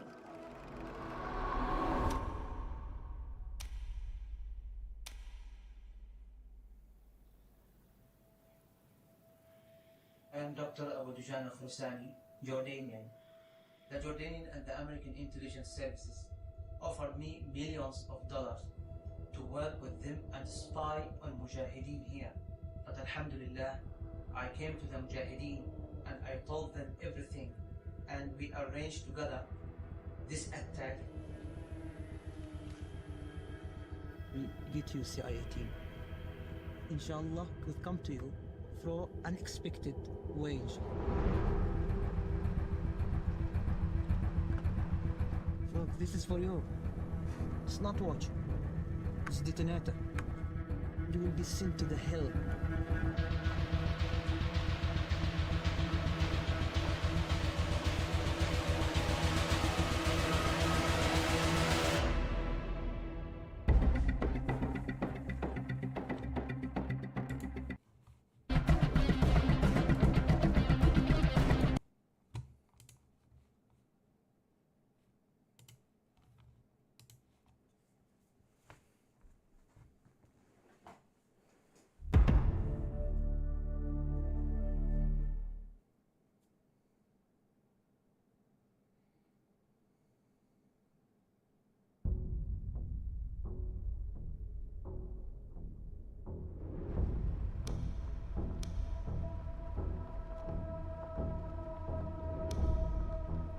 CIA officers located at Host were very excited about the possibility of being able to get a source that might lead us to bin Laden.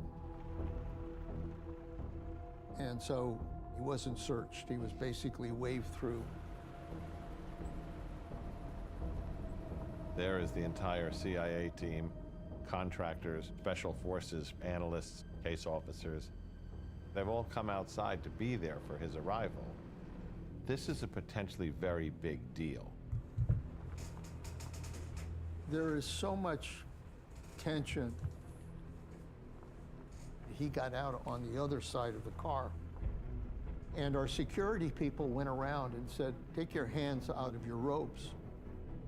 And they got very concerned because he wouldn't do it. They didn't understand that the asset was the bomb.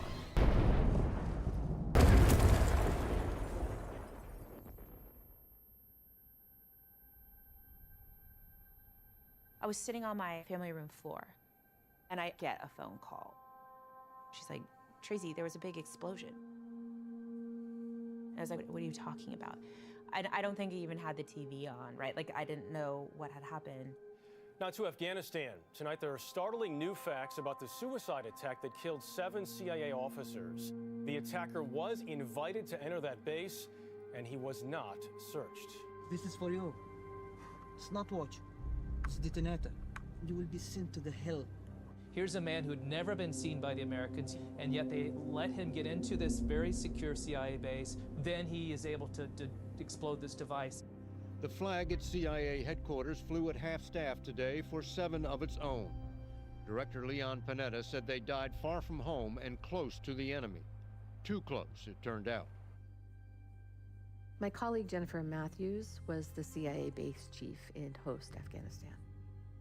We were like a cadre. I had been working with Jennifer on Al-Qaeda since before we knew it was Al-Qaeda. And Gina called me and told me Jennifer had been killed. It was still hard to hear.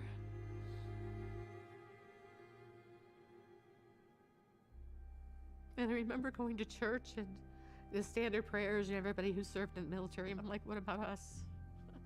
What about Jennifer? It was just hard to hear the stream of people from her childhood, you know, her kids talk about her. Because, of course, they didn't know what she did.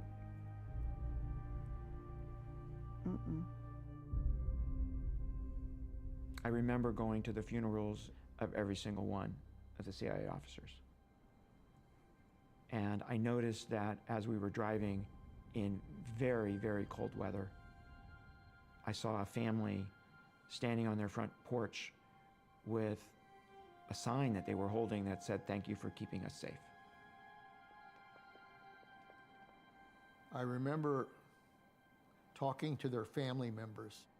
The parents I talked to said, don't give up on the mission that cost our loved one their life. Don't give up on it. And the mission obviously was to continue the search for bin Laden. فإني أقول للشعب الأمريكي إننا بإذن الله ماضون في قتالكم. If Al-Qaeda thought that the Coast attack was going to weaken us, they were dead wrong. It had directly the opposite effect. It steeled our resolve. Coast made it personal. Made it very personal.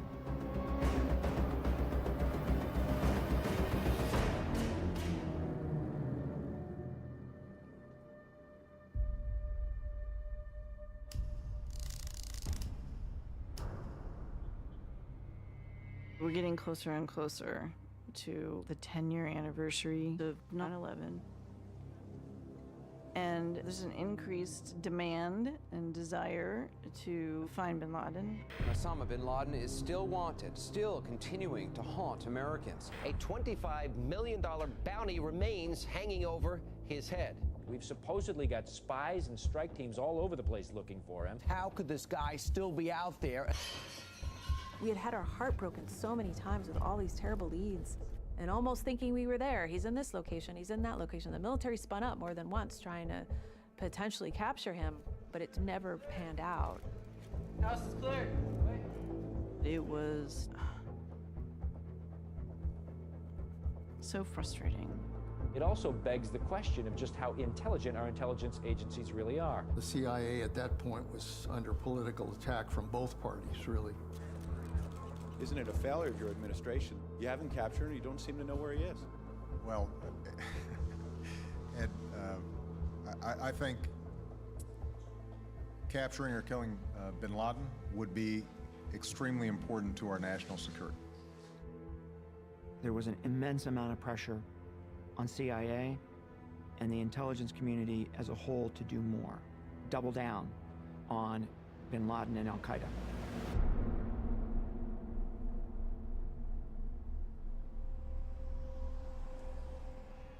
On the day of 9/11, I was working at the Pentagon on my branch. sole survivor. I was badly burned, but was able to bounce back and keep fighting every day thereafter. How do you feel? I'm feeling great. Thank God. In 2009, a friend reached out to me and said, Kevin, we would really use your help to be part of the Bin Laden team, as its one and only mission, find Bin Laden.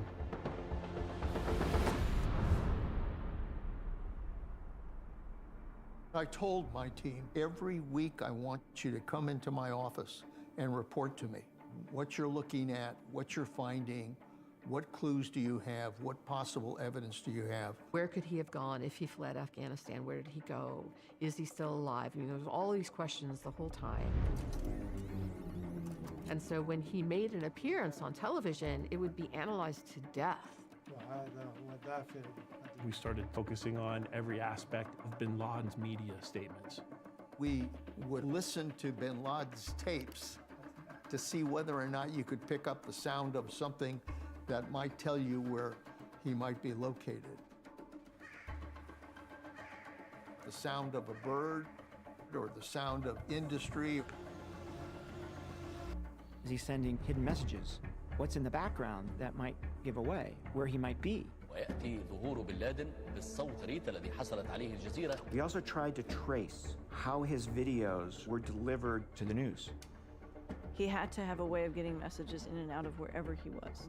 We're not trusting any electronic devices or phones or anything like that, so they're probably going by hand, by couriers.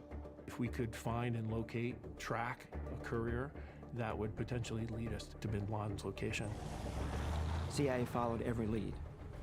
This lead about the courier starts way back in 2002.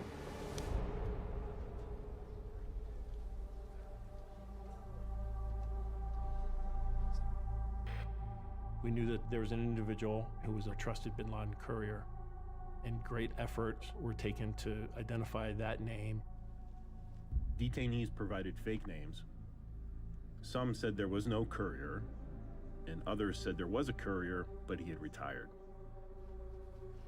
It was extremely difficult to unravel the lies about the courier. And then in late 2002, there was an Al-Qaeda operative in the custody of a North African government who had been arrested and was being interrogated about what he knew, who he knew. And in that interrogation, he mentioned that an individual who he said worked with Bin Laden prior to 9/11 and worked with Khalid Sheikh Mohammed post 9/11, and who was a courier between the two. And he said the name of the courier was Abu Ahmed. That information, of course, we were very interested in. We asked KSM, still being detained in a secret CIA prison, what do you know about Abu Ahmed? KSM had undergone enhanced interrogation techniques. He was telling us pretty much anything we wanted to know. He told us, yeah, I heard of Abu Ahmed, but he's not with Al-Qaeda anymore. He goes back to his cell, which we have bugged, and he told all the other Al-Qaeda operatives who were with him, nobody talk about the courier. KSM was doing everything he could to protect the courier because he knew that Abu Ahmed could take us to Bin Laden. So we are zeroed in on trying to find Abu Ahmed. Bin Laden and KSM couldn't have picked a better person.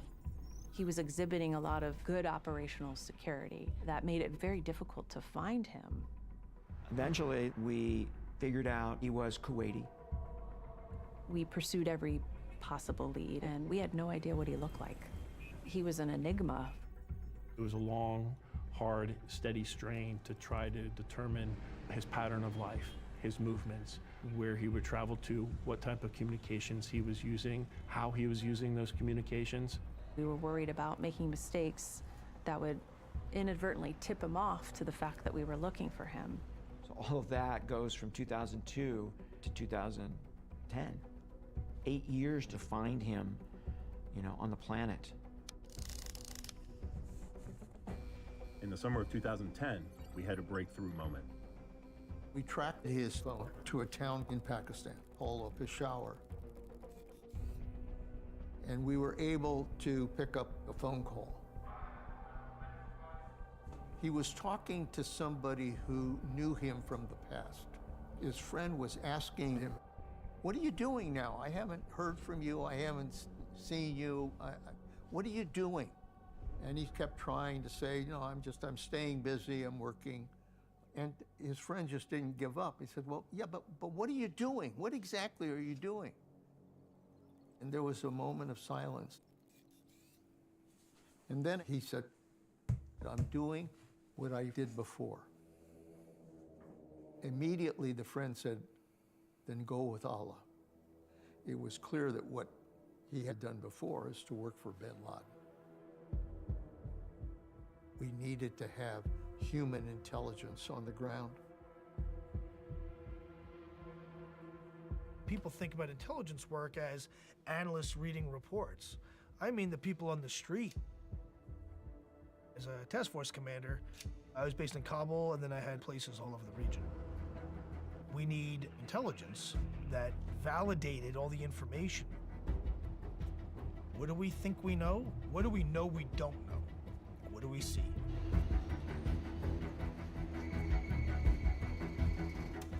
We watched the courier get into a little white SUV. There are a lot of white SUVs in Pakistan. And our CIA officers followed it from Peshawar to a town called Abbottabad.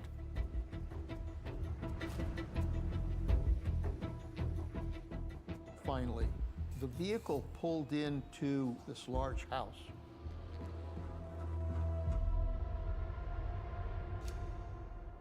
A bunch of indicators strongly suggested that there's something going on in this house. This was very different from anything that we had seen. What we saw was a compound that was much larger than any compound in the area. We learned that the courier, Abu Ahmed, had purchased the house in 2005 in an expensive part of Abbottabad with no visible means of income. There were walls that were 12 to 18 foot high, topped with barbed wire, and there was a balcony with a privacy wall. Abbottabad is known to be a tourist area because of the mountains. So why would you put an 8-foot wall on the 3rd floor? The security of the top floor is just weird. You start putting these pieces together. This is someone who didn't want to be seen at all. This was highly suspicious, set off alarm bells across the team. It was pretty clear that somebody of high value was located there.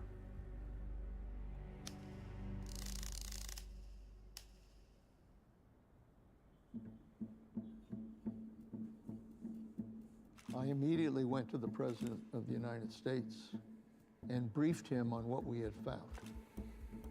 We first briefed Senior Department of Defense official Mike Vickers and Head of Counterterrorism at the White House, John Brennan. Michael Morrell had called me the day before and just to let me know that this was going to be very sensitive information that was going to be passed to President Obama. From this first meeting with the president, Leon Panetta comes in and said, we were able to geolocate bin Laden's courier and then follow him back, and then here's this compound. I said, Mr. President, we had a very high suspicion that bin Laden might possibly be located there. President Obama was cautiously optimistic that this might in fact be something that we had never seen before as far as an actual lead. At the end of the briefing, the president gave us 2 orders. And Barack Obama was not the giving orders type. The first was, Leon, Michael, find out what the hell is happening in that compound. And number 2, don't tell anyone. This is the circle of trust right here. Nobody else in our government is to know about this.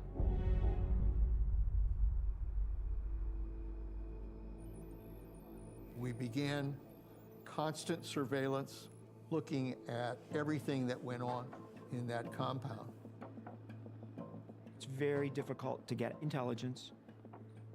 There was no phone and no internet. The cell phones Abu Ahmed used, he didn't put the batteries in until he was well away from Abbottabad. He practiced extraordinary operational security. Director Panetta came up with his own ideas for collecting intelligence. Like, can't we put cameras in those trees? Others thought, what if we could collect their garbage for possible clues?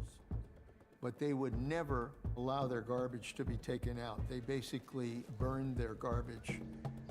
We were working with a doctor to go to the compound, provide polio shots, and get a sample of the blood.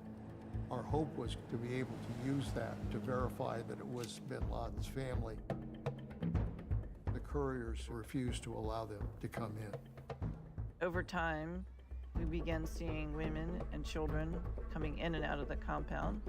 So we start tracking them, monitoring them. And what we discovered was that there were two families living at the compound, Abu Ahmed and his brother.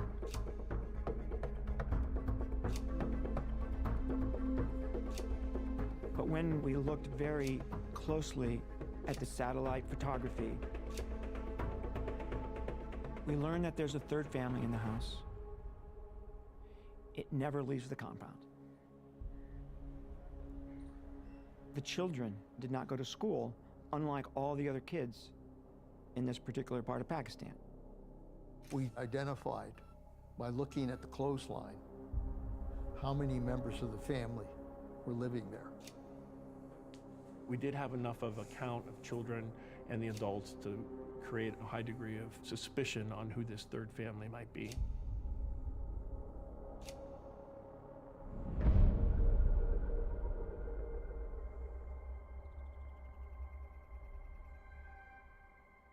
At one point, we saw an individual who was a little older who would come out of the house and walk in circles like a prisoner in a prison yard. Every day, he would come out and walk in the garden. Every day. We called him the pacer.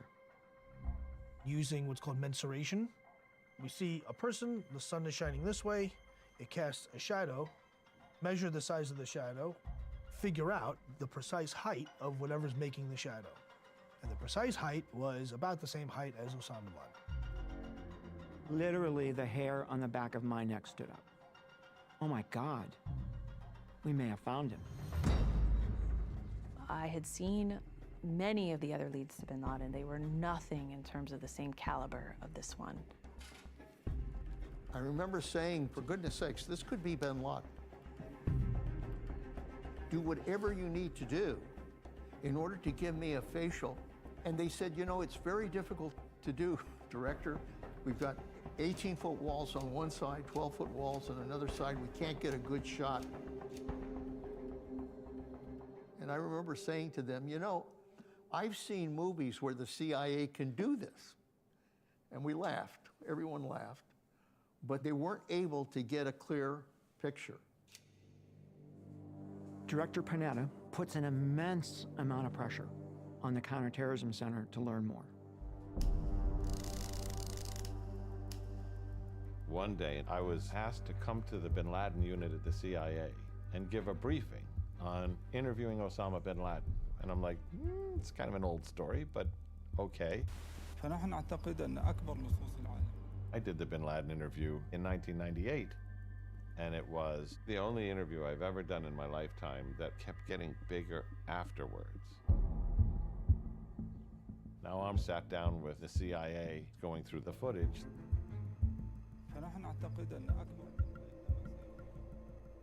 And I think they're going to be interested in what was the security like around bin Laden? How did he move in? How did he move out? Radio communications. So I'm going through it in a good deal of detail. And they say, do you have any extra footage of him walking around? Why would they want more film of him walking around?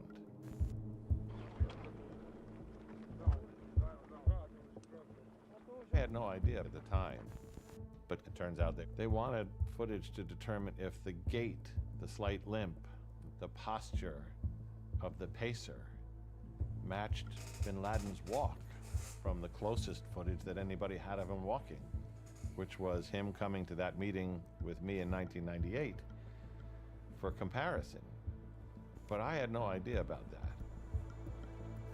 Although Miller's footage showed there were similarities, it wasn't conclusive evidence that bin Laden was there. Of course, I'm thinking that that could be bin Laden. Everyone was thinking it. It's a matter of proving it to the degree that a decision maker felt confident enough to take some action on that. Every week they would report to me. Sometimes they would come in and say, "We haven't found anything new." And I said to them, "That's not good enough. That's not good enough." As a survival mechanism for what you're dealing with at work, you become so detached from emotion. It was hard on so many levels. I was building these movies of memories of my son because he was getting ready to graduate from high school, and all these movies of things that he had done that I didn't remember. I had no memory of these events in my son's life. And I remember going into work that night angry. I had to really kind of grapple with, I chose to keep doing it. There was always a sense of we're not doing enough, you know, working weekends, you know, missing family members. And then my mom passed away during the middle of the hunt. And I had told her before she died, you know, I said, I'm working on something really important, you know, and hopefully you'll end up seeing it. And so when she died of cancer, the only thing that got me through my grief was having a really big responsibility.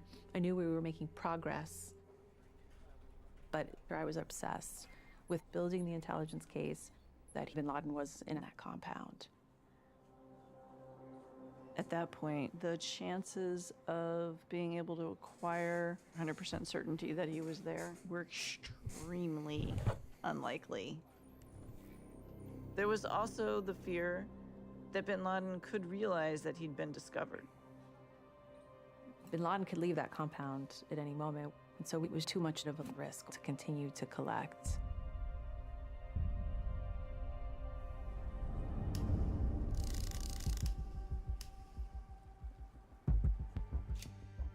We were getting closer to actually making a decision about taking action against the compound. So the president wanted to know what were the prospects for us getting more intelligence, being able to confirm bin Laden's presence there. We did not have 100% evidence that bin Laden was truly there. It was a circumstantial case. There was not a single piece of direct evidence that he was there.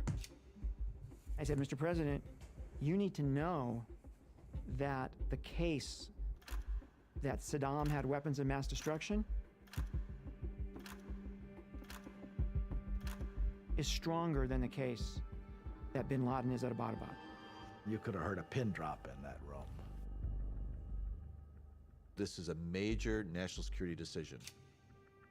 His political advisors told him that if this was a failed operation, that his public image would be diminished significantly.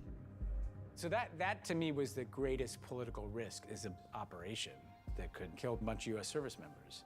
It's a kind of Carter rerun. When the Islamic Revolution happened in Iran, embassy gets overrun, a whole bunch of hostages get taken.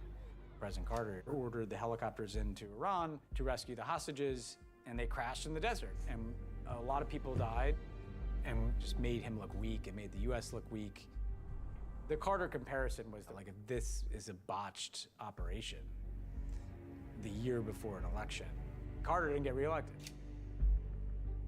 I heard President Obama say, I don't care about the politics. It's been too long that bin Laden has been able to escape the hands of US justice. The president said, I would like you to prepare operations to go after this compound. He says, I haven't decided to do this, but if we do, we're going to do it sooner rather than later. Prepare the plan. The phone rang. It was the vice chairman of the Joint Chiefs of Staff. And he says, look, the CIA thinks they have a lead on Osama bin Laden. His eyes lit up. This is a SEAL. I mean, this is like a dream come true. The business I'm in is hostage rescue and raids on terrorist organizations, but this was the biggest mission, certainly in my career. A year earlier, I'd been diagnosed with cancer, chronic lymphocytic leukemia, but the cancer had not evolved to the point where it was taken away from my ability to command. As unfortunate it was, it gave me cover for action, meaning that I had a plausible reason for going back to the States. So I flew back to DC and I met with the director of CIA, Leon Panetta. And he told me about this compound. And I said, look, what I need you to do is to come up with an operation to go after this compound.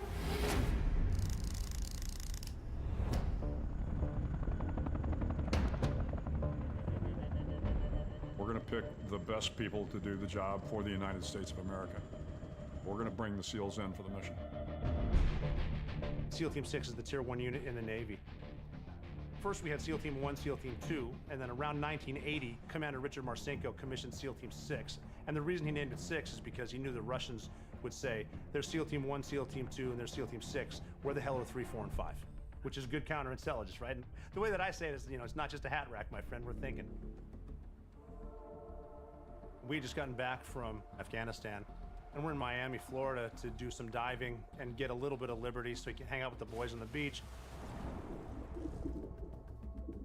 We're out there on the patio one night, and we get a call that we're being recalled to Virginia Beach, and we didn't know why.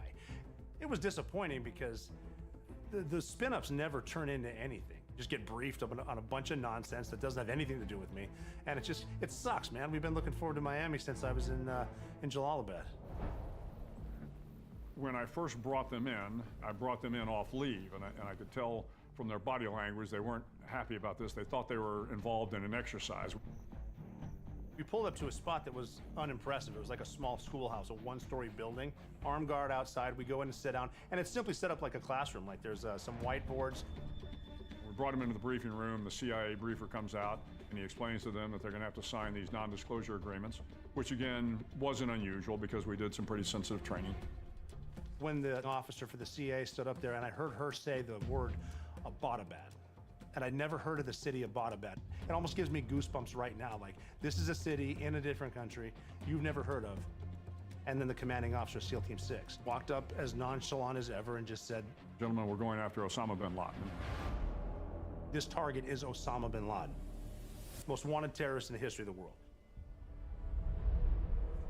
I thought, this is the most important mission in modern history. What an honor, what a great team to be a part of. One thing they said, though, is this is time sensitive. We've got a couple weeks until there's 0% illumination in the lunar cycle, and we're going to launch on one of those 2 days. Gentlemen, this is not an exercise. We've got a job to do, and let's get out and start preparing. Our job was preparing them for what they're about to do. It's giving them the tools to do what they have to do. And in this case, we did something a little bit different. We determined that we could literally build the compound as it exists for them to practice. The CIA built us a mock-up. The exterior looked like Osama bin Laden's compound. So that we could have the SEALs come in and rehearse through their tactical movement on the objective. Helicopter pilots rehearsed their profiles. SEALs could fast rope down onto the top of a three-story building. É, deste, parceiro. Dei o que era aí? Dá sorrisinho se gosta de dar uma mamadela.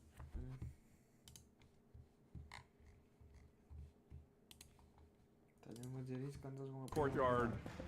We did that so much over and over. Okay, the wrists are starting to hurt. You're getting tendonitis. It was almost to the point where, look, we've proven we can fast rope. We don't need to keep doing this. The Americans. We knew the shape of it. We knew where the buildings were. What we didn't know is what did it look like inside. Was it an open space, or did you walk into a corridor with a room on the left and a room on the right? So the structure was modular. Tá no coisa, acho eu. It changed every time they went through it. Mano, eu já They vi were so como é good que about it isso too that they could aconteceu, break como é the que eu não quero compound gajo. down every single night just in case enemy Por causa de uma satellites foto. flying over the top.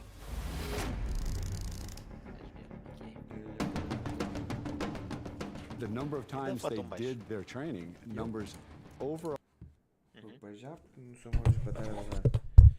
Segundo, o meu microfone deve estar a captar direito. 100. Plan and you plan and you plan and you rehearse and you rehearse and you rehearse and you look at every single contingency. Já estava. Everything that seems simple, like where in the helicopter não, are estás, you mas going to estás sit? no- What are you going to sit on? Are you using this kind of a 140. chair? Where does the dog go? Let's simulate that a car left. Let's simulate the fast stroke didn't work. What happens if this guy gets shot? What happens if this room blows up? What happens if we're down from 24 guys to 12 guys? I can tell you they destroyed things that had to be fixed. And we would then go back in and rebuild that. What do we do good? What do we do bad? 12 hours a day, maybe longer than that, rehearsing and planning. Then we'd go back to the barracks where we were staying and we'd stand around the model and we'd talk about it. Is there going to be some sort of ridiculous contraption with a slide that comes out of the top floor into the alley? Can someone climb out of the sewage system? And one night, one of the bosses said, "What's the worst thing that could happen?" And the youngest guy in the room said, "Well, the helicopter could crash in the front yard." And we're kind of looking at him like, why would you jinx us like that? The main staging base for the operation was in Jalalabad, on the Afghanistan side of the border. Between those 350 kilometers are all kinds of problems. Risks were significant. You're flying in Pakistani airspace. The compound was right near Pakistan's West Point, its military academy, and other important military installations. So they were training military officers there in Abbottabad. A lot of care must be taken because if a threat is detected, who knows what they will do? President Obama was clear that we're not going to inform the Pakistanis because Pakistani intelligence has worked both sides of the fence for many years. And they had relationships with a lot of the militant and terrorist groups in the area, including with Al-Qaeda. And so we could be in a war with Pakistan. With an army, a special forces, an intelligence service, an air force, an armored force, nuclear weapons. Can we get those 162 miles undetected?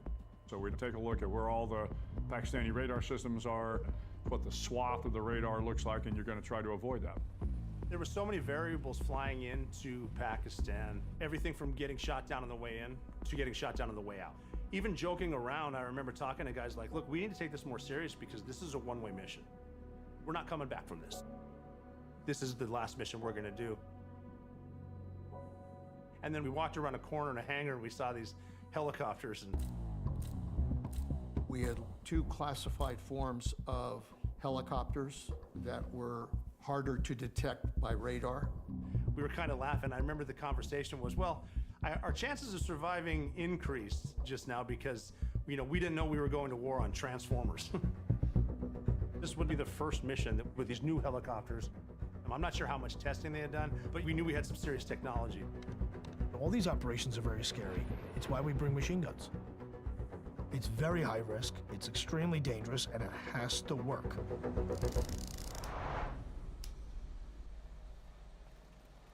It was Admiral McCraven who came up with the idea that we're going to send you guys to Jalalabad, Afghanistan, just in case you get the green light, you're going to be there ready to rock and roll.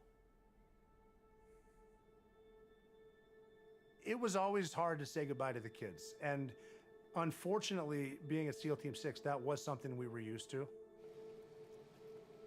That's just something I did with my kids. From the time they were babies till the time that I left the Navy, you got to say goodbye and you got to rip the Band-Aid off. And at some point, you just got to give them that last kiss, turn around, and that's it.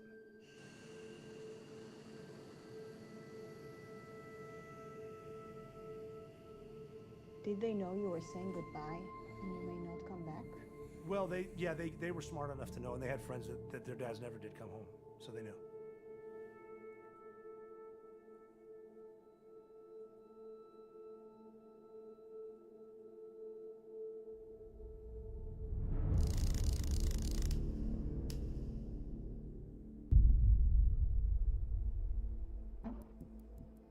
The moment came to brief the National Security Council. I know Obama very well. That was kind of one of my jobs, was to be the guy that knew Obama. You could kind of feel his body language, like he was going to be taking a gamble on this, you know. He was so dialed in to this whole thing. The president polled all of the principals about whether they thought we should go ahead with the raid or not. A lot of mixed views. A lot of people raised questions. Secretary Clinton came out in support of it. Jim Clapper, the Director of National Intelligence, and I were very supportive of it as well. When it got to me, I just said, well, yeah, like you always said you'd do this. But there were a lot of arguments against it. The vice president voted no. Joe Biden. He did not think the intelligence was good enough, and he was concerned about the impact on U.S.-Pakistani relations. Não queria avançar com o projeto. And Bob Gates, the Secretary of Defense, was concerned about the safety of the force. Bob Gates, who's in the U.S. government, when we did Desert One, his opposition to doing the raid was a Desert One style helicopter crash. So Gates said this, and I was like, oh God, don't say it out loud.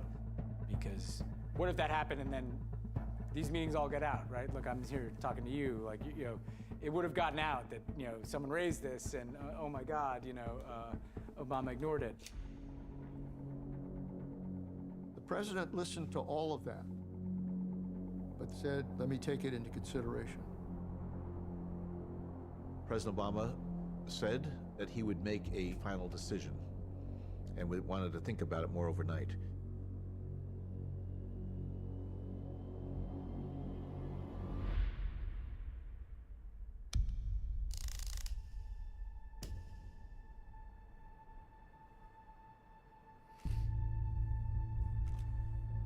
The next morning, I remember it very clearly, I was at headquarters, and Tom Donilon, the National Security Advisor, called me, said the president's decided to go with the mission. This is a big bet. We're betting that bin Laden's there, and we're betting that we can pull this off. But this is the best shot we were ever gonna have on bin Laden. Yes, let's go.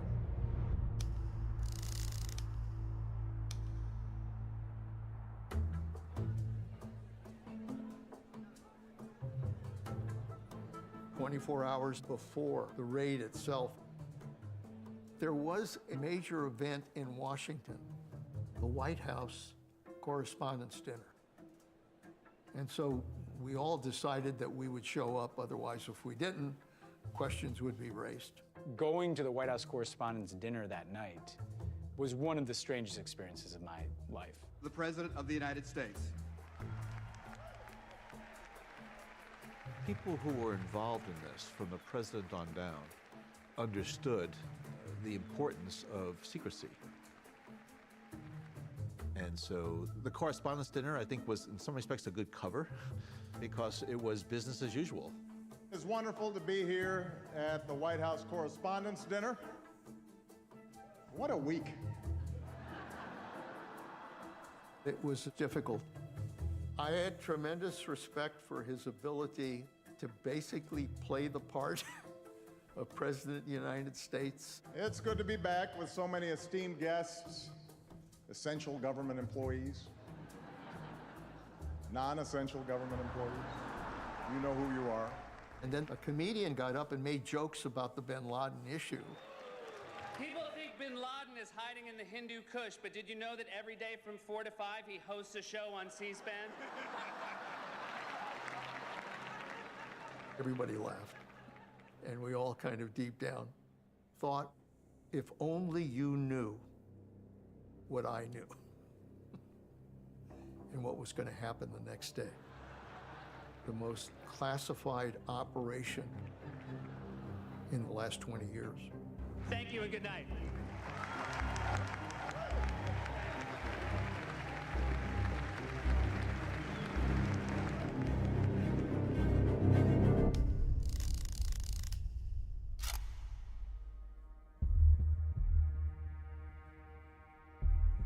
The next morning was Sunday morning, so I went to Mass and used that opportunity to pray a great deal about what was going to happen that day. Prayed that hopefully we'd be successful. I left church and went directly to the CIA.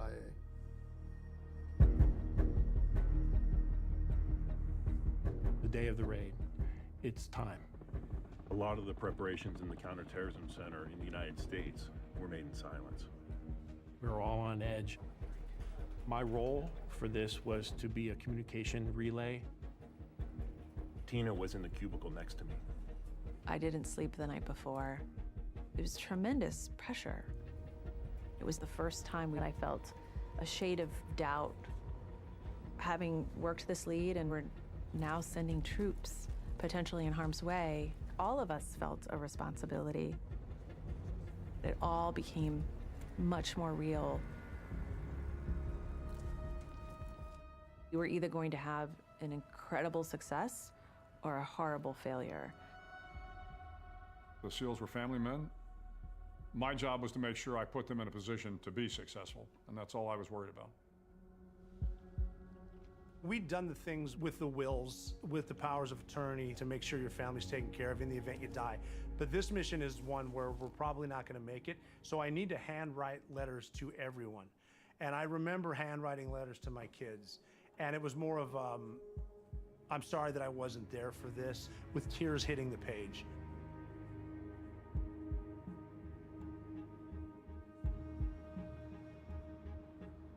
I got to the White House very early.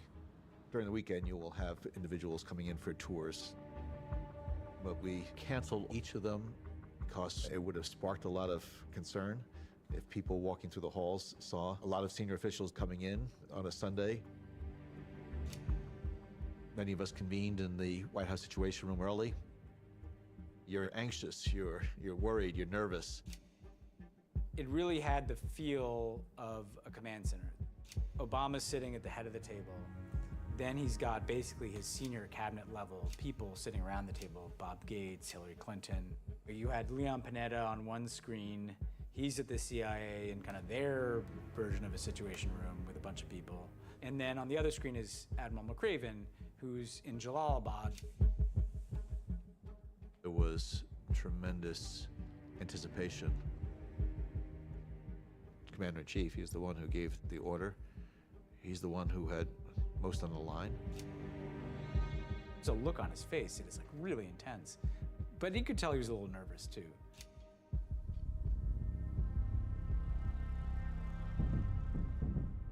We have connectivity with Admiral McRaven in Jalalabad, which is where he is.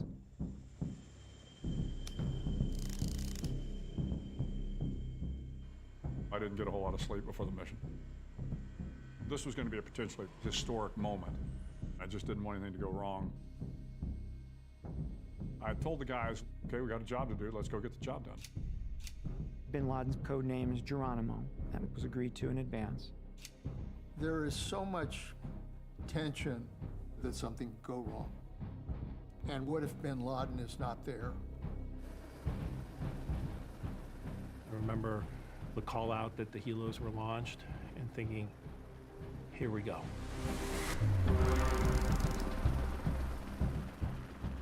No one's ever flown in these before. How do I keep my mind off it? Think of something simple. I know how to count. So I'm going to count. 1, 2, 3, 4. So I'm counting. And then around 5:57, I just remember saying, freedom itself was attacked this morning by a faceless coward, and freedom will be defended. That's what President Bush said on 9/11. And I don't know how I remember that, but I'm like, forget counting, I'm going to say that again. Freedom itself was attacked this morning by a faceless coward, and freedom will be defended. That's when it's like, all right, I'm on this mission. This is the team, and we're going to kill them. They leave Jalalabad, and there's a period of time where they're flying in Afghan airspace, and you're breathing easy. And then there's a moment when they cross the border into Pakistan, and your worry level goes way up. When does the Pakistani military detect them? The Pakistanis had shot at us before a number of times.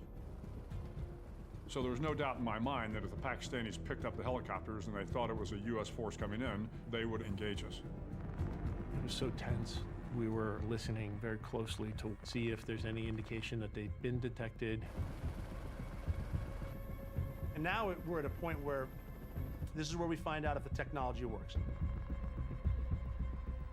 While these guys are in the air for this hour-plus helicopter ride in Pakistani airspace, there's this kind of interregnum sitting in a room in Washington because there's literally nothing to do.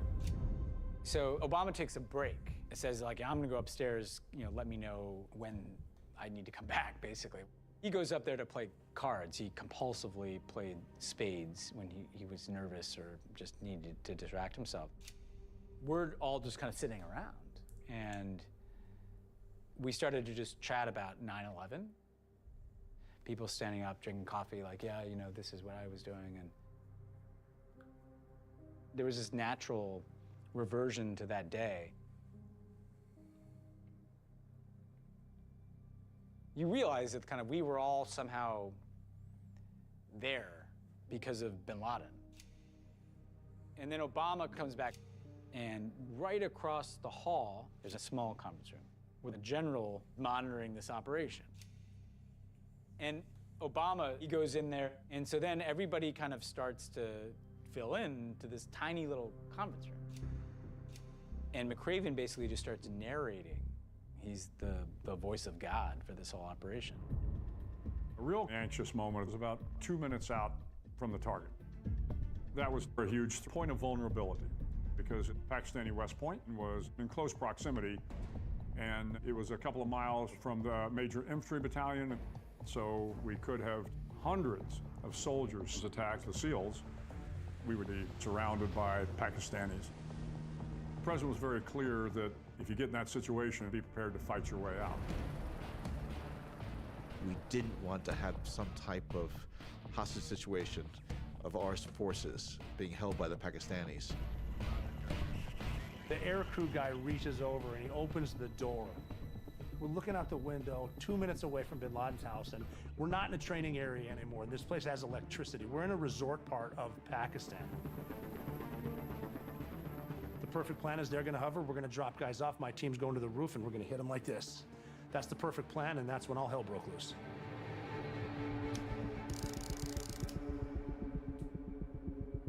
As the helicopters were settling over the compound,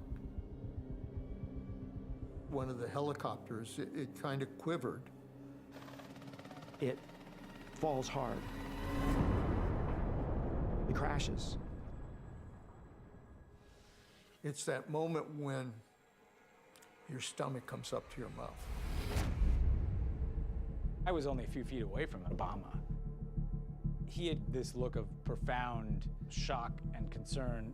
It was like, oh, the Desert One thing is happening. I thought, oh my God, we may have lost people as a result of this lead that we've been pursuing. Everyone's on pins and needles, waiting and waiting to see if there was going to be any type of response. Ultimately, the people in the neighborhood are responding, lights are coming on. And in that moment, the operation was compromised on social media.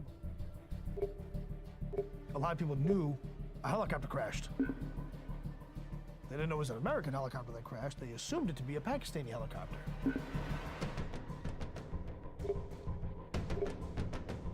From a counterintelligence perspective, that's a fail. That's an indicator and a warning also for Pakistani intelligence. You could see the mission in danger. He said to Bill McRaven, what the hell's going on? I knew the guys were okay. I could see them getting out of the helicopter pretty quickly.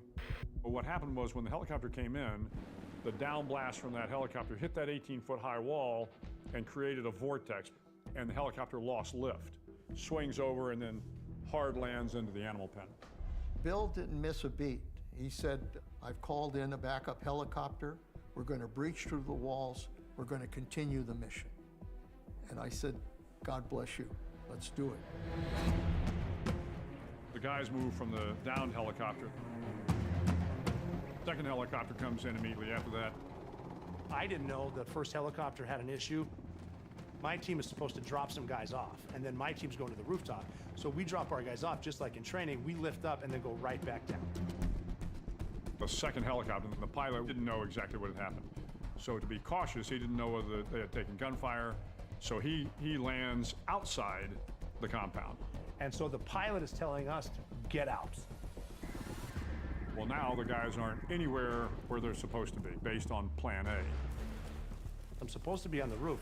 And I remember thinking, okay, I guess we just start the war from here. The good news is we had plan B, plan C, and plan D.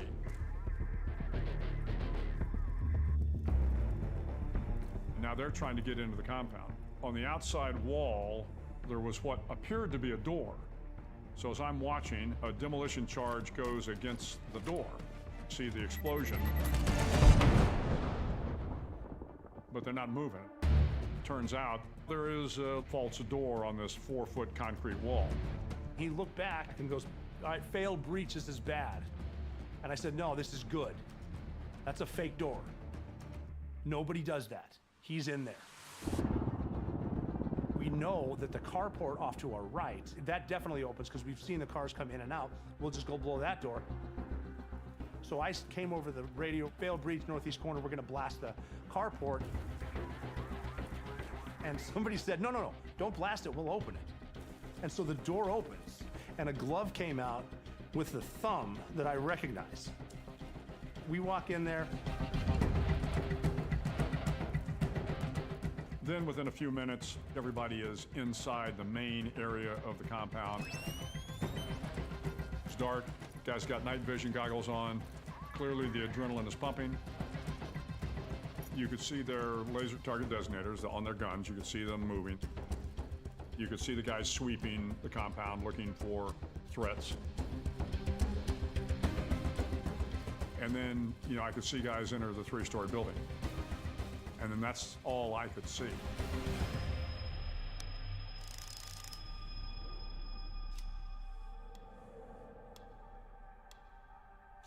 There is so much tension. God knows what the hell's going to happen now. This is the moment when everything you've planned, everything that you've hoped for in terms of being able to get bin Laden is on the line in the next 20 minutes. It's going to tell you whether or not this is a success or a failure. There was 20 minutes of silence. Probably the longest 20 minutes of my life.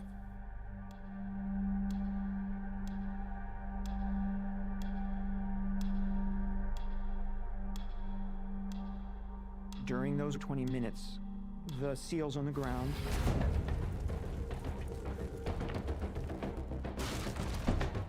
first ran into Abu Ahmed and they shot and killed him.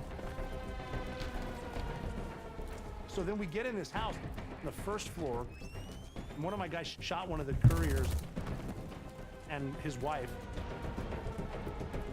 She jumped in front of him. The women are effectively turning into human shields.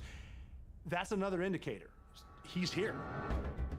Going up the stairs. We run across locked doors, called the breacher up, and the breacher blasted that door. So I'm about 6 guys back on what we call a train, and we're moving up the stairs. The guy in front saw bin Laden's 20-year-old son, Khalid bin Laden. Khalid jumped behind a banister. The guy in front, I heard him whisper a few different things to Khalid to confuse him. He said, come here, in 2 different languages.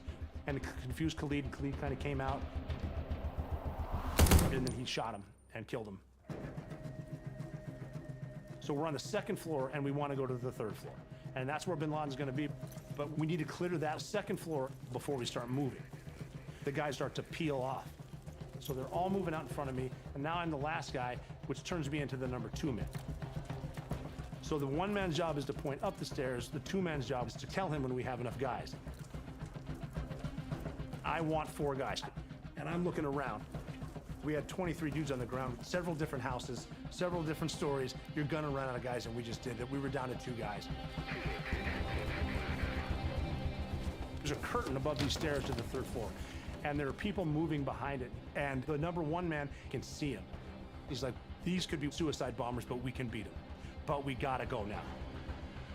Okay, we're gonna go meet a suicide bomber. I'm tired of thinking about it. Let's get it over with. And I squeezed him, and then we went up the stairs.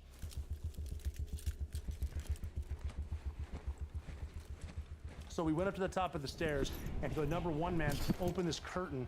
People standing there, he tackled him. He's gonna take the blast. So because he went this way, I turned this way. And standing in front of me, 2 feet away, is Osama bin Laden. It was one of those moments in life where it did slow down. He's taller than I thought, he's skinnier than I thought. His beard was gray, white, but I recognized his nose. This is definitely him. He's not surrendering. He's a threat, not just to me, but my entire team. He has to die.